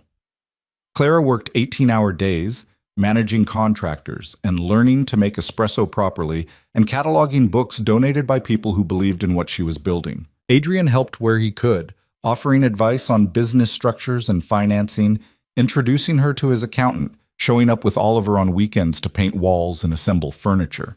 But mostly he watched Clara build something from nothing with her own determination and vision, refusing shortcuts that would compromise what she was creating. I'm exhausted, Clara admitted one night, collapsed on Adrian's couch, while Oliver showed her pictures he'd drawn of her future bookstore. I haven't written in weeks. I'm spending every penny I have on this. I'm terrified it's going to fail. It's not going to fail. You don't know that. You're right, I don't. But I know you, and I know when you commit to something, you don't quit halfway. Adrian sat beside her. Remember the first night we met?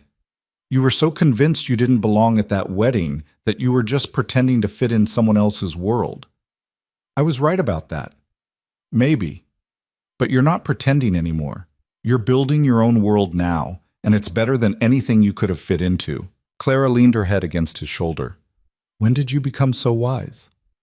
I'm not wise, I'm just finally learning to recognize what actually matters. The bookstore opened on a Saturday in June, 6 months after Clara had quit her cafe job, and 4 months after she'd signed the lease on her impossible dream. They decided to call it Margins, a name that referenced both the physical margins of pages and the idea of living in the margins of society, building community in the spaces between mainstream success. The opening was small and perfect. No big advertising campaign, just word of mouth and a few flyers in local coffee shops. But people came. Writers Clara knew from readings and workshops. Regular customers from Corner Grind who'd followed her to this new venture. Neighbors who were curious about the new spot on their street. Adrian and Oliver, who'd helped set up that morning and stayed all day watching Clara work. Look at all these people, Oliver whispered to Adrian, watching Clara help a customer find a specific poetry collection. Clara made this happen. She did. That's pretty cool. Like when you build buildings, but with books instead. Yeah, buddy, exactly like that. Clara caught Adrian's eye from across the store, smiled in a way that made his chest tight. She was covered in coffee stains and looked exhausted and completely happy in a way he'd never seen before. This was what success looked like when it was built on your own terms. Messy, imperfect, exactly right. That evening, after the last customer left and Oliver had fallen asleep on the reading room couch, Adrian helped Clara clean up. They worked in comfortable silence, wiping down tables and restocking shelves, putting the space back together for tomorrow. I can't believe this is real, Clara said, looking around at what she'd created.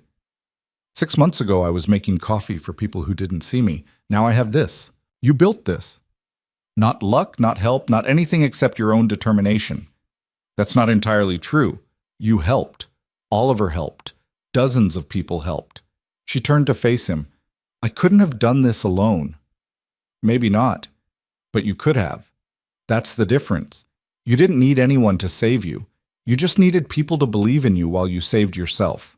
Clara walked over to where Adrian stood by the window, looking out at the Prospect Heights evening.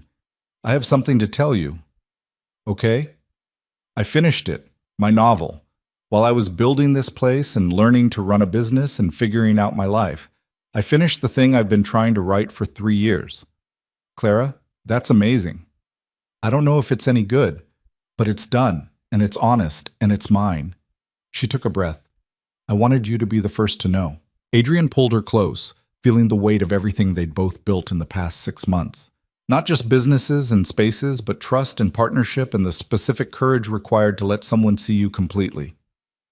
I'm proud of you, so incredibly proud.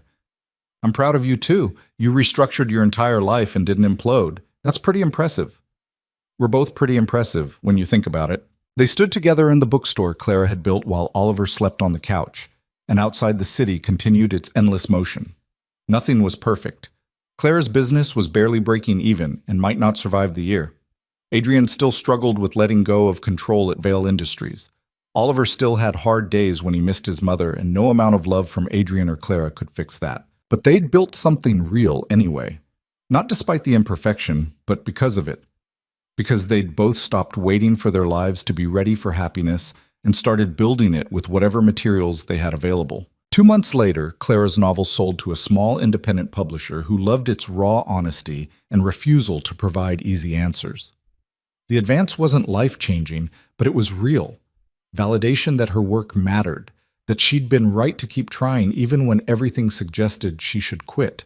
3 months after that, Adrian proposed, not with elaborate planning or dramatic gestures, but on a regular Tuesday evening while they were helping Oliver with a school project about the solar system. Clara said yes with coffee-stained hands and happy tears, and Oliver immediately started planning a wedding that involved way too many space references and a ring bearer outfit for himself that looked suspiciously like an astronaut suit. They got married the following spring in a small ceremony at Margins, surrounded by books and friends in the community Clara had built from nothing. Oliver did wear the astronaut outfit, and Adrian's board members looked deeply uncomfortable, surrounded by so many writers and artists.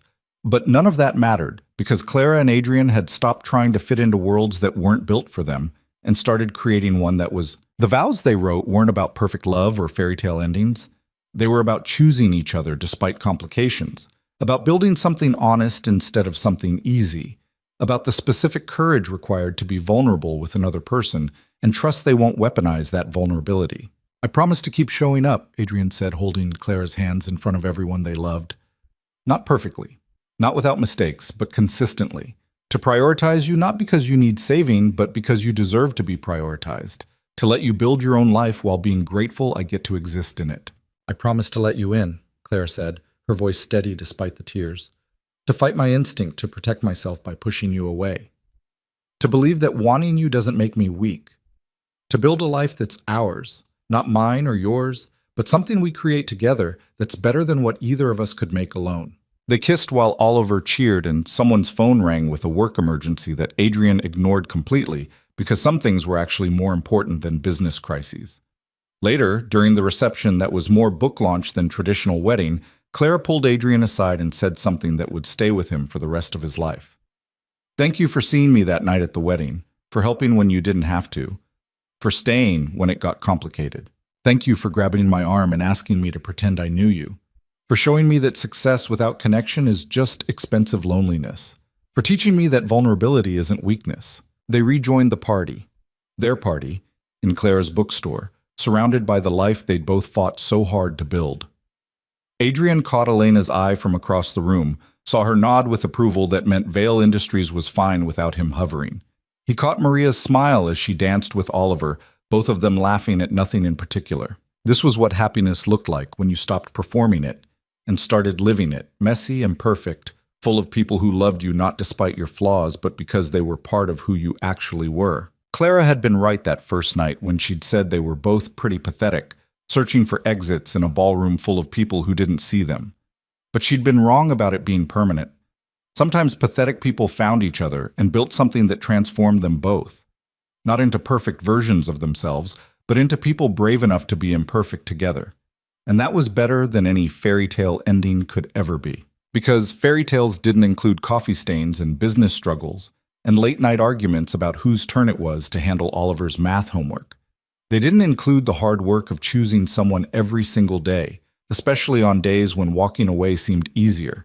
They didn't include the specific beauty of being seen completely, flaws and fears and failures included, and chosen anyway. But real life did. Real life, built by two people who'd been lost in their own ways until they found each other in a Manhattan ballroom and decided to stop pretending long enough to be honest.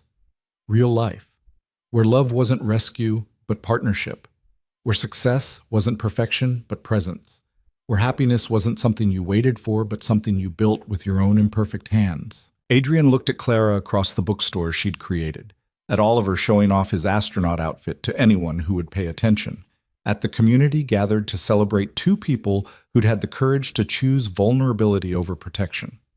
And he understood that the best decision he'd ever made wasn't building Vale Industries or restructuring his career or any of the things that looked impressive on paper. It was saying yes to a scared woman in a navy dress who'd asked him to pretend he knew her, then spending every day since proving that the pretending had become real. That was worth more than any empire he could ever build. And he'd spend the rest of his life grateful that he'd been standing in exactly the right place, at exactly the right moment, when Clara's courage collided with his loneliness, and created something neither of them could have imagined alone. Sometimes the best stories started with desperate lies and transformed into honest truths. Sometimes love was less about finding someone perfect and more about finding someone willing to be imperfect with you. Sometimes success meant giving up everything you thought mattered to make room for the things that actually did. And sometimes, if you were very lucky, a moment of panic in a ballroom could change the entire trajectory of your life. Not because it was planned or perfect, but because two people decided to be brave enough to stop protecting themselves long enough to be seen. That was the story Adrian would tell Oliver someday, when his son was old enough to understand. Not a fairy tale about love conquering all, but a human story about two people who fought their own fears and each other and the world's expectations to build something real. And in the end, that was the only kind of story worth telling.